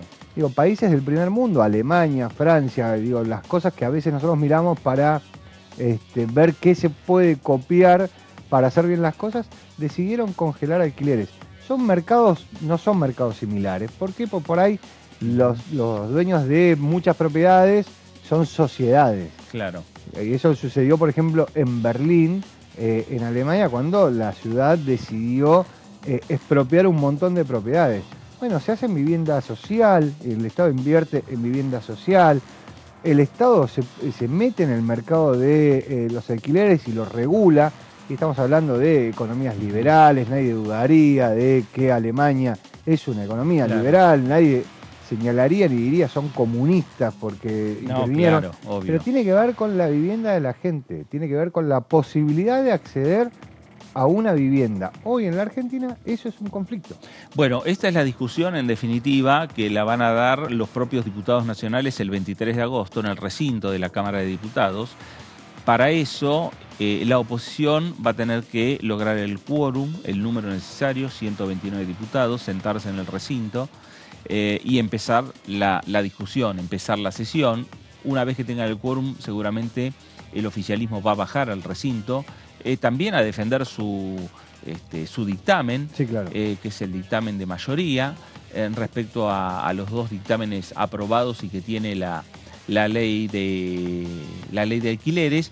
Y lo cierto es que también, más allá del dictamen de mayoría o de minoría, se va a tener que abrir ese dictamen y discutir algunos puntos que se estarán discutiendo en el propio recinto de la Cámara de Diputados, es decir, alguna modificación a ese dictamen. Esto va a ser la agenda, esto es para el próximo 23 de agosto. Para eso, primero van a pasar las primarias del 13 de agosto. Habrá que ver si esa discusión política de las líneas, la elección, termina teniendo alguna repercusión o no en esa sesión especial, que va a ser la primera sesión y primera actividad casi que va a tener la Cámara después de las elecciones primarias. Veremos, eso es mirar un poquito el futuro en lo que tiene que ver con la agenda que tiene hoy planteada el Congreso Nacional, que tiene planteado la Cámara de Diputados. Ahora, hablando de agenda, no está todavía el dictamen, no está todavía la fecha, pero hay un tema que es el proyecto de ley de blanqueo. Sí. ¿No? Que ahí está previsto que tiene que arrancar en esta Cámara de Diputados, ¿no? Sí, tiene que arrancar. Es un proyecto de ley que envió el Ministerio de Economía y que lo viene pidiendo. ¿De dónde viene esto? Para que lo entendamos. Es un proyecto de ley que surgió del Ministerio de Economía. La excusa era que la Argentina había cerrado un acuerdo con lo que vendría a ser la FIP de los Estados Unidos. Sí. ¿Para qué? Para el intercambio de información. La Argentina y Estados Unidos intercambiaban información de una manera muy particular. La FIP le tenía que pedir a su par en los Estados Unidos información cuando quería saber sobre algún argentino que tuviera bienes, empresas, sociedades, lo que sea, en ese país, le tenía que pedir de manera individual. Entonces era caso por caso por caso. De esta manera el acuerdo lo que se cerró es que, perdón, lo que se cerró es que el intercambio es constante. Frente a eso, Estados Unidos firma este acuerdo con muchísimos países porque no quiere que, salvo Delaware, que el estado de Delaware, que es un paraíso fiscal, no quiere que el resto de su sistema financiero sea una guarida fiscal. Claro. Entonces dice, bueno, yo no tengo ningún problema en dar información. Ahora, lo que no te exijo, pero te pido de alguna manera para ayudarnos entre todos, es que vos hagas un blanqueo de capitales. ¿Por qué? Porque en el momento que yo firme un acuerdo con Argentina, Brasil, Chile, quien sea, en ese momento yo lo que voy a tener es una salida de capitales. Claro. ¿Por qué? Porque todo aquel que tenga acciones, una cuenta en los Estados Unidos o lo que sea, que está declarada en los Estados Unidos pero no está declarada en la Argentina, se va a ir. Se va a ir, ¿por qué? Porque va a tener que pagar una multa, si lo encuentran va a tener un problema. Bueno, entonces hagan un blanqueo de capitales. Bueno, esto es lo que envió al Congreso de la Nación, a la Cámara de Diputados, el Ministerio de Economía, a quienes comprende a personas humanas, sucesiones indivisas y a empresas, y abarca la tenencia de moneda nacional y extranjera en el país y en el exterior, activos financieros, bienes inmuebles, bienes muebles y demás bienes en el país o en el exterior, incluyendo créditos. Aunque esto lo pide de alguna manera los Estados Unidos, no abarca solamente a las tenencias en los Estados Unidos, sino que abarca a las tenencias globales. O sea, si vos tenés algo, no sé, vamos a suponer, en Uruguay, y no lo tenés declarado, también puede entrar en este blanqueo de capitales. Ahora, esto como la iniciativa de prosperar, básicamente, va a entrar en vigencia a los 15 días de su publicación en el boletín oficial. ¿Esto para qué es? Para dar tiempo, básicamente. Yo hago el proceso, pasa por las diferentes comisiones, va al recinto, en el recinto se vota en la Cámara de Diputados, pasa al Senado de la Nación, se vota en el Senado de la Nación, lo publico en el boletín oficial y te doy 15 días para que hagas todo lo que tienes que hacer. Mientras tanto, el acuerdo alcanzado entre Massa con el organismo ya funciona. Ya funciona, ya está. Ya hay intercambio de información constante entre la AFIP y su par de los Estados Unidos. Claro. Ahora, cuando uno hace un gobierno, establece un blanqueo de capitales, esto significa que se llama exteriorización de activos, le dicen de esa manera, pero termina siendo un blanqueo de capitales. Lo que le dice es a las personas que no declararon al fisco sus tenencias, le dice, bueno, yo te perdono parte de el delito que cometiste. ¿Por qué parte del delito que cometiste? Porque es un delito penal, es una evasión. Claro. Entonces, no puede perdonarlo 100%. Claro, entonces lo que dice es, bueno, yo te voy a cobrar algo, mucho menos de lo que te cobraría si te encuentro, sin el blanqueo. Entonces, te voy a cobrar lo siguiente. Las alícuotas que propone el proyecto de ley serán del 5% desde la entrada en vigencia y hasta transcurrido el plazo de 120 días. Después, 120 días corridos, después, una vez que empieza el blanqueo de capitales, después pasa al 10% para los segundos 120 días, ya sube al 20% para los bienes declarados desde el vencimiento del segundo plazo y hasta transcurrido el plazo de 120 días. O sea, durante un año vos vas a tener este beneficio en el cual si entras en los primeros 120 días pagás un 5% del total y si entras en los últimos 120 días pagás un 20% del total. Esto es lo que estás exteriorizando que no declaraste.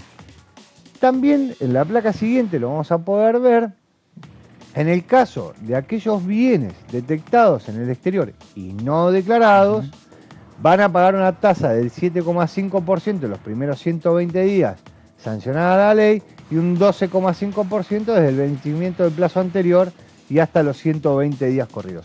En el tercer plazo, los últimos 120 días, esa alícuota se va al 22,5%. Si uno lo ve, lo que muestra esto es que sube 2,5% respecto de si lo declaraste vos o si te lo encuentra la FIP. Frente a eso... Llegamos al 22,5%, pero partimos del 5%. Claro, partimos del 5, ¿no? Si vos me lo declarases durante los primeros 120 días, yo te cobro un 5% del total. Digo, tengamos en cuenta que te están perdonando un delito por el 5% de lo que nos declaraste. Yo lo digo de esta manera porque en general estoy bastante en contra de los blanqueos de capitales, porque aquella persona que cumplió no tiene ningún beneficio respecto de aquella que no cumplió. En el caso de las personas humanas, se va a establecer un régimen simplificado con una alícuota especial del 1,5% para aquellos que exterioricen tenencia de moneda nacional o extranjera y el monto no supere el 35% de los ingresos anuales promedio de los últimos periodos fiscales y con un tope de hasta $50.000. ¿Esto qué significa?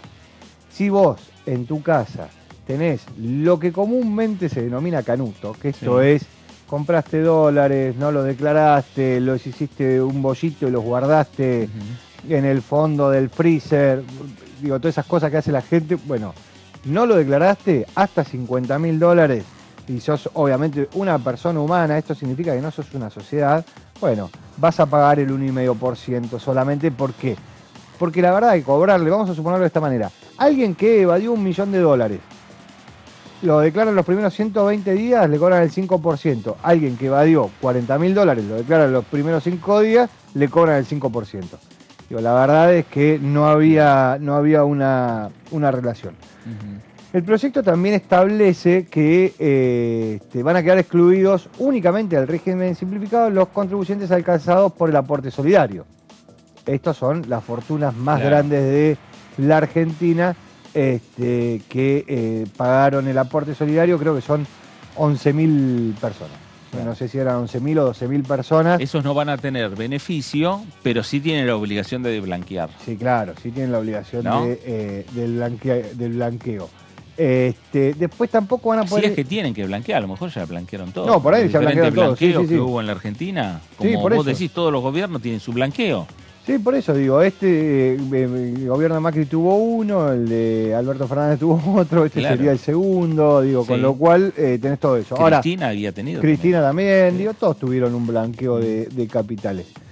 Tampoco van a poder ingresar al blanqueo de capitales ningún presidente. Este dato es muy particular respecto de los blanqueos de capitales, el blanqueo de capital de Macri.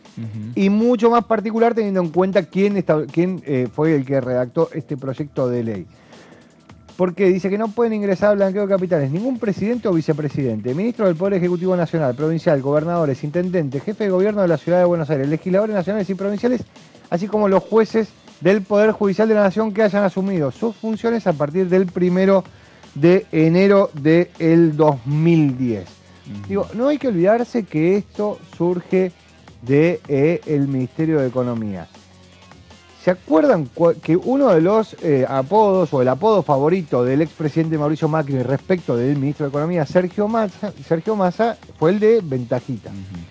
Ahora, ¿esto cuándo sucedió?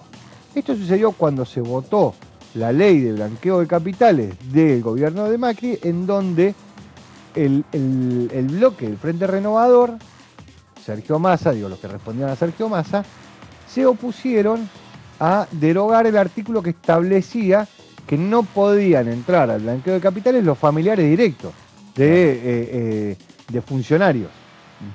Eso después fue derogado por el Poder Ejecutivo Nacional, pero ahí fue cuando surgió la discusión entre el Frente Renovador y el gobierno de Cambiemos, y donde se rompió ese principio de alianza que había durante los primeros meses de la gestión Cambiemos. Y que se mantuvo únicamente en la provincia de Buenos Aires. Se mantuvo en la provincia de Buenos Aires, sí. Esa relación de Sergio Massa y María Eugenia Vidal se mantuvo. Se mantuvo, sí. Ahora, lo que decíamos al principio, ¿de dónde surge esta iniciativa? Del acuerdo bilateral entre la Argentina y los Estados Unidos, que establece un sistema de intercambio de información tributaria que permite acceder a información cruzada sobre operaciones realizadas por sus ciudadanos, esto en el caso de la Argentina, por los ciudadanos argentinos, en el caso de los Estados Unidos, ciudadanos americanos, con el objetivo explícito de combatir la evasión fiscal. ¿Sí? La verdad es que los países cada vez se ponen más exigentes respecto de esto, y hay dos discusiones respecto de la evasión fiscal y el movimiento de dinero en el mundo. La primera tiene que ver con esto, que no haya guaridas fiscales. ¿Esto qué significa? Que no haya países donde se pueda ingresar dinero sin tener que declararlo en el país de origen y ese tipo de cosas. La otra, que es una de las discusiones que había llevado adelante, en el caso de la Argentina, el ex ministro de Economía, Martín Guzmán, y que lo había hecho también el actual presidente de los Estados Unidos, tenía que ver con las tasas que pagan los países. ¿Para qué? Porque acá lo que sucede hoy lo que sucede en el mundo es que los capitales se van moviendo de lugar en lugar, donde le exigen menos y le pagan más. Claro. Entonces, la idea era, de manera global, poner algún tope. ¿Para qué? Para que no haya países que digan, bueno, yo te pago más. Entonces, todo el capital se va a ese país. Claro. Financieramente ese país funciona, el resto no. Claro. Y entonces, de alguna manera, controlar esto.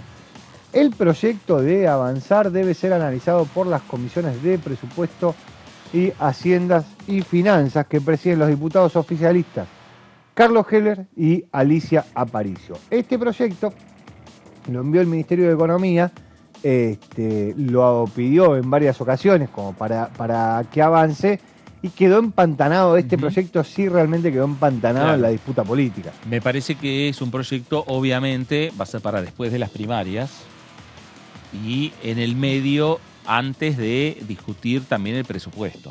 Sí. Parece que entre las primarias y el 15 de septiembre. ¿No? Podemos poner 13 de agosto, 15 de septiembre, en esa brecha. Ahí tendría que habilitarse por lo menos esa discusión, ¿no? Sí, lo cual parece un poco difícil, ¿no? Sí. Por los tiempos. Pensemos que en general es poco probable que un tema vaya a la Comisión de Presupuesto y Hacienda y se resuelva en una o dos reuniones. En general lleva más tiempo que una o dos reuniones, con lo cual es medio difícil. Y además es poco probable también que la oposición, en este caso Juntos por el Cambio, teniendo en cuenta esto que vos decías desde las PASO, avance en la idea de aprobar un blanqueo de capitales que podría ser utilizado por el oficialismo actual, por el gobierno de Alberto Fernández, o en el caso de perder las elecciones, por Sergio Massa. Entonces, esperar a el 10 de diciembre y saber quién ganó, si ganaron, avanzar con el proyecto, o si perdieron, esperar a ver qué pasa.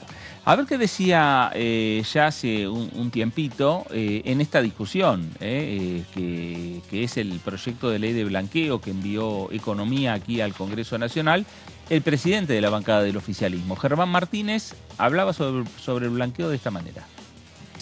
El tema blanqueo, exteriorización, como le querramos llamar. Sí. Sabemos que tuvo un tiempo de trabajo dentro del Poder Ejecutivo, que ha llegado a la Cámara de Diputados, ingresó a la Cámara de Diputados con algunos cambios que algunos diputados estaban pidiendo en voz alta, inclusive en los micrófonos de Diputados TV. Ojalá que eso ayude a que podamos tener un tránsito en comisión que le permita generar las condiciones de tener la mayoría en el recinto. Ahora, también tendremos que ver en qué situación está parada la oposición en todo esto, Martín. ¿Qué postura va a tener la oposición política en el trabajo parlamentario en pleno proceso electoral? Yo soy de la idea que se puede caminar y masticar chicle, como decíamos cuando era pibe, digamos, ¿no? Entonces podemos hacer las dos cosas, podemos trabajar en la Cámara de Diputados sacando los proyectos que podamos sacar y al mismo tiempo tener enfrentamiento electoral en las elecciones que vienen. Yo creo que podemos hacer las dos cosas y espero que lo podamos conseguir. Bueno, ahí estaba Germán Martínez, el presidente de la bancada del oficialismo, presidente de la bancada del Frente de Todos en esta Cámara de Diputados. El proyecto de ley de blanqueo llega al Congreso, que es como está ahora, con algunas modificaciones que hasta los mismos otros bloques pidieron, le solicitaron al Ejecutivo, y de lo que tenía pensado el Gobierno Nacional se modificó y se envió al Congreso Nacional. Veremos cuál es cómo va a ir circulando a lo largo de las próximas semanas, después de las primarias del 13 de agosto, el proyecto de ley de blanqueo que, como bien dice David, se tiene que discutir en las comisiones de Presupuesto y Hacienda y en la Comisión de Finanzas de esta Cámara de Diputados de la Nación. Cambiamos de tema, vamos a hablar de lo que sucedió en DTV Entrevistas, el programa que conduce Horacio Embón, que tuvo como invitadas, el programa de TV Entrevistas es los viernes a las 11 de la noche, viernes a las 23 horas por esta pantalla, por Diputados TV, Y habló en DTV Entrevistas la diputada del oficialismo, Mónica Litza, diputada de Frente de Todos por la provincia de Buenos Aires, con Horacio Bon, hablaron de esta manera. Si perdés ese contacto con el territorio, realmente perdés el contacto con la realidad, ¿no? El termómetro que nos ayuda a ver qué está pasando, porque es muy fácil perderse en el auto que te lleva y que te aleja del transporte público para traerte a la Cámara de Diputados, por decirte algo, y a veces estás horas adentro de la Cámara y después llegas muy tarde, y entonces se empieza a perder ese vínculo con la realidad, y yo creo que no hay que perderlo jamás, ¿no? Jamás, porque eso es lo... Yo vivo, por ejemplo, en la misma ciudad en la que nací, en un barrio... Vivo en Avellaneda y no en un barrio cerrado, sino vivo en un barrio común, entonces tengo ese contacto, ¿no? Con los vecinos, con cosas lindas. ¿Y ellos están orgullosos de que vos los representes? Sí, qué sé yo, tengo al lado de mi casa, muy cerquita, están a unos metros, hay un cuartel de bomberos, ¿no? y que bueno, me tocaban el timbre para decirme lo orgulloso, si se enteraban que por yo estaba en una lista o algo, lo orgulloso que estaban, y sí, eso se siente mucho. ¿Tus hijos? ¿Tenés hijos? Tengo 2 varones.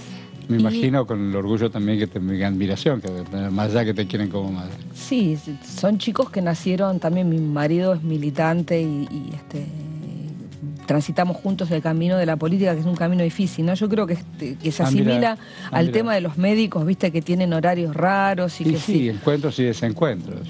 Que si no sos, para tener una pareja... No se entiende nada. No se entiende porque es difícil explicar todo y bueno, mis hijos también nacieron en un hogar muy politizado, entonces se entienden cuestiones. Ahora estamos en plena campaña, y también el tema de los llegue horarios. Un poco más tarde o me tengo que ir más lejos. Así es. No creo que haya, mira, Horacio, no creo que haya muchos que tengan las condiciones de gobernar a esta Argentina, como las que tiene Sergio Massa hoy. Esta Argentina de coyuntura. Sí. Primero porque hace rato que le está manejando la botonera de la economía, que no es un tema menor en la Argentina, la economía, si bien la política debe conducir a la economía, él conoce bien las negociaciones que se están llevando a cabo, conoce qué timbre tocar, conoce los interlocutores, conoce las posibilidades que tiene la Argentina, me parece que, y además que tiene una capacidad de trabajo inmensa, siempre ¿no? Fue, ¿viste? Sí, siempre fue muy hiperactivo, y el otro día el Vasco de Mendiguren decía, pero Celo es un mellizo, porque estaba en un lugar y después está en otro. Y entonces yo creo que la Argentina, esta Argentina necesita un presidente... Pero vos lo tuviste acá Massa. También, más allá de este vínculo y de esta historia, como presidente de la Cámara. Bueno, cualquiera que fue diputado mientras él fue presidente de la Cámara, y que no sea de nuestro espacio político, te puedo decir lo mismo que te digo yo, ¿no? Tiene una capacidad de trabajo impresionante y de escucha, ¿no? Y además de memoria. A veces yo le escribo por alguna cuestión que creo que es importante y él contesta. ¿Qué contesta? Siempre. Y por ahí después miro que estaba en un acto importantísimo, qué sé yo, y él contesta. Y por ahí la respuesta de él es, habla con tal persona. Claro. Y yo intento hablar y esa persona nunca te contesta. Entonces yo digo, ¿puede ser que esté esta persona más ocupada que Sergio? Claro, me pasa muchas veces. Bueno, ahí estaba Mónica Litza, la diputada del Frente de Todos, por la provincia de Buenos Aires, hablando en DTV Entrevistas con Horacio Bon, DTV Entrevistas los viernes a las 23 horas, y contando también, ella es oriunda del Frente Renovador. Sí. ¿No? Del partido político que creó en su momento Sergio Massa, y que es una de las patas del Frente de Todos, hoy de Unión por la Patria. Y contando también algunos detalles de cómo es el trabajo de Massa, más allá que uno puede ver por la agenda, que puede ver por las actividades que tiene el ministro de Economía y precandidato, ella contando también ese ritmo que le pone a la actividad, que se lo marca también a los propios legisladores o los propios dirigentes políticos que están a su lado, a su entorno, respecto a cómo ir avanzando con diferentes ritmos de trabajo y cómo ir avanzando con la agenda. Bueno, Mónica Litza ahí en DTV Entrevistas, los viernes a las 23 por aquí por DTV. pero un día antes, los jueves, que tenemos Ecoagenda, que conduce Lourdes López. Lourdes, muy buenas tardes. Bueno, saludarlos por supuesto a toda la audiencia que nos sigue a través de Diputados Televisión. Bueno, empezando a palpitar un poquito de lo que se viene también en Ecoagenda, como siempre, con mucha actividad que tiene que ver con el medio ambiente, con el cuidado también de nuestro planeta. Estamos reportando temperaturas altísimas, pensando en el verano europeo, pero también en el verano asiático, ¿no? Hace poquito, hoy estaba viendo muy temprano en las noticias, la temperatura más alta reportada en el día fue una localidad de China cerca del 52 grados. 52 grados estamos hablando. Es algo realmente que es increíble, pero para esto también, cuando reportamos estos picos de temperatura o veranos de mucho calor, inviernos de mucho frío, como por ahí hemos estado teniendo, bueno, principalmente hay que hacer referencia a algunas modificaciones de leyes, algunos proyectos también que hacen que se empiece a tener verdadera conciencia del cuidado y del uso que le damos también y qué forma impacta la actividad humana, porque por supuesto nuestra actividad y las emisiones de dióxido de carbono impactan en el aumento de la temperatura y por lo tanto en el cambio climático y en esto que les estoy contando, tiene que ver con legislaciones que vayan de acuerdo, con legislaciones con perspectiva ambiental. Sabemos que para esto hay una ley de educación ambiental que es muy importante, que se encarga del desarrollo de la justicia social y la distribución de la riqueza con equidad, con, en este caso, con preservación de la naturaleza, con igualdad de género y otros tantos otros puntos. Y con esto algunas modificaciones en unos artículos que tienen que ver puntualmente con los promotores ambientales. Los promotores ambientales que son los encargados de capacitar, que vendrían a ser aquellas personas que están ocupando lugares en las escuelas, en los barrios, por ahí, ¿por qué no? Un sacerdote también, que son los encargados de ser los nexos de materia ambiental para cada uno de los entornos sociales. Quien habló al respecto en nuestro programa fue el diputado Daniel Arroyo del Frente de Todos y esto nos decía. Sobre el tema de promotores ambientales, yo seguí dos experiencias, las de promotores en salud, que no son especialistas en salud, sino gente que se fue formando con capacitaciones, concursos. Estamos hablando de referentes sociales, de dirigentes, gente que está en los barrios, que ha incorporado mucho el tema. Lo mismo yo llevé adelante siendo ministro los promotores de desarrollo social, que tenían la misma función. Y a mí me parece que ese espíritu es el que se está plasmando acá en la ley. Generar promotores y promotoras de lo que tiene que ver con la cuestión ambiental, la educación ambiental, fortalecer la capacitación en la escuela primaria, en la escuela secundaria, hacer capacitaciones en los barrios, la sociedad de fomento, en la unión vecinal, en cada barrio, en cada municipio, sobre todo en lo que hace al tratamiento de los residuos, la cuestión ambiental básica. A mí me parece que la única forma de llegar de verdad y entender lo ambiental como algo real y concreto es generando condiciones en los barrios, y esto de que el cura, el pastor, el dirigente social, los líderes naturales de los barrios se capaciten, vayan y avancen y preparen conocimientos en los barrios, es la clave para que lo ambiental deje de ser un concepto general y empiece a transformarse en vida cotidiana. Y para mí la clave está en el juego del lenguaje, que el juego del lenguaje sea el real, el verdadero, el que sucede en un barrio. Mi experiencia siempre en las políticas públicas ha sido que cuando el del barrio conecta con un tema, lo incorpora y lo habla en el barrio, eso empieza a tomar valor. Si uno habla del cambio climático, de la temperatura, de las dificultades generadas por la sequía, todo suena como muy lejano para cualquiera de nosotros que está trabajando, llevando adelante su vida. Ahora, si lo traduce a lo problemática cotidiana en un barrio y lo hace quien tiene legitimidad, es distinto. Por eso, para mí, el activismo tiene un componente que es las instituciones que se han capacitado, que se han preparado, que conocen la temática, que discuten, que hacen acciones contra los gobiernos y que ayudan a entender la problemática, pero tiene una parte de abajo de desarrollo local desde cada barrio, que es que el referente del barrio, el que anda, la maestra que está en el barrio permanentemente, el cura, el pastor, el técnico del club de barrio, lo trabajen. Y para eso tienen que capacitarse y hacer reuniones y trabajarlo. Eso tiene mucho más valor. Impacta, le hace entrar en serio una persona en su cabeza y empieza a pensar de otra manera.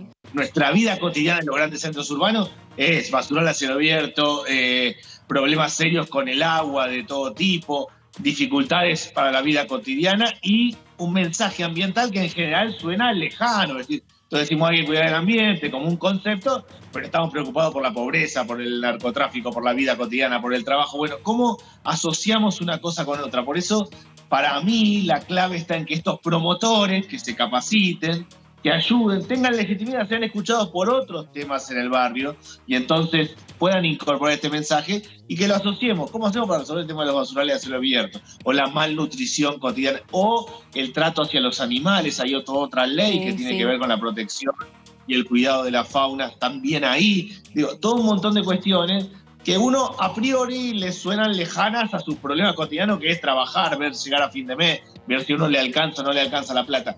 Por eso, para mí, la clave, y apuesto mucho a esta ley, es que el mismo que está trabajando otros temas en el barrio, que trabaja el tema de adicciones, que trabaja el tema del trabajo, que trabaja el tema de la problemática cotidiana, también incorpore esto, y entonces vamos a empezar a trabajar bien. Para mí, esa es la clave, el emisor, y el emisor tiene que ser alguien que ya tenga legitimidad en el barrio, por otro tipo de cosas que hace. Por ejemplo, la maestra o el técnico del club de barrio o el profe de educación física. Muy bien, bueno, ahí escuchábamos la palabra del diputado, obviamente pensando en cuáles son los roles y la importancia, ¿no?, que cada uno tenga su bajada y también su mensaje adaptado a cada uno de los contextos, pensando que es diferente el contexto por ahí de alguien que vive en una urbanización cerrada o que por ahí está quizás en un barrio de bajos recursos. Cada entorno social y cada contexto y cada uno de los promotores se va a tener que capacitar, en este caso de dictaminarse y aprobarse este proyecto, que por supuesto tiene que pasar todavía por la Comisión de Recursos Naturales y Conservación del Ambiente Humano. Dependiendo del lugar es que va a ser la capacitación y por lo tanto va a ser la bajada de contenido ambiental. No como tiene que ser un especialista, como dijo. No, para nada. Tiene que ser un licenciado en medio ambiente. No, tiene que tener llegada, ganas, llegada. Claro. Tiene que ser alguien de influencia para la sociedad civil, para el general de la sociedad barrial, vamos a decirlo, del barrio, de la escuela, del club de fútbol, del barrio. Bueno, también es un poco pensando en que hay situaciones varias en cada uno de los contextos. Hay barrios que lamentablemente, hoy lo podemos decir, no tienen acceso a la luz, no tienen acceso al agua, o el agua que tienen no es agua potable, por lo tanto eso también genera algunas consecuencias de insalubridad y fallas en la salud. Entonces, ¿de qué manera las complicaciones ambientales terminan perjudicando a nuestra vida humana, a nuestra calidad de vida humana? Cambiando de tema, estuvimos también hablando con un experto, en este caso, doctor del CONICET, Ricardo Gutiérrez, que nos contaba específicamente algunas legislaciones del último tiempo. La ley de bosques es una de las leyes más completas. ¿Qué significa, qué implica este tipo de legislación? ¿De qué manera es que se clasifican cada uno de los bosques para también la utilización de los mismos? Lo mismo, valga la redundancia, preservación, cuidado y cómo la tala, la deforestación afecta seriamente al cambio climático. Yo creo que la ley de bosques nativos es quizás la más completa de todas las leyes de presupuestos mínimos, porque es la que mejor integra distintos elementos de la Ley General del Ambiente. Sí. En particular tiene ordenamiento territorial, tiene participación en la toma de decisiones y tiene también el reconocimiento de los servicios ecosistémicos, y a raíz, en función de eso, se crea el Fondo de Bosques, que es una herramienta muy importante. Sí. Y entonces yo creo que a partir de todos esos instrumentos es la ley, a mi juicio, que más ha avanzado en su implementación. Por supuesto que hay limitaciones, que hay críticas y que siempre hay cosas para mejorar, sí, claro. Pero yo creo que es una ley que puede ser perfectible, pero que quizás lo que hace falta sobre todo es más implementación. Primero, creo que lo más importante es entender que la deforestación tiene distintas causas. Los incendios es una de ellos, y aparte hay que distinguir entre los incendios naturales y los incendios generados por el hombre, llamados antrópicos. Y los naturales son parte del ecosistema y no hay mucho que hacer, y quizás simplemente algunos resguardos. El tema es evitar los generados por el hombre. Pero hay otras causas de la deforestación que quizás en nivel agregado son más serias que los incendios, como es básicamente lo que se está mostrando ahí en la imagen, que es la tala de bosques para el avance de la frontera agropecuaria. Muy bien, bueno. Ahí estamos, Bueno, justamente Ecoagenda, el Ecoagenda todos los jueves a las 23 horas, ya saben, importancia también de darle la seriedad que merece este tipo de temas, que aunque no lo crean, y pensando en lo que hablábamos también el otro día, de cómo los políticos, y en este caso los candidatos, también amalgaman de alguna forma la agenda política con la agenda verde en general. Muy bien, Ecoagenda los jueves a las 23 horas por aquí por DTV. Lourdes, gracias. Gracias. David, gracias. No, gracias a usted también, gracias por estar ahí, quédese en sintonía, quédese en DTV. Ya empieza la tercera edición con Amanda Alma. Gracias.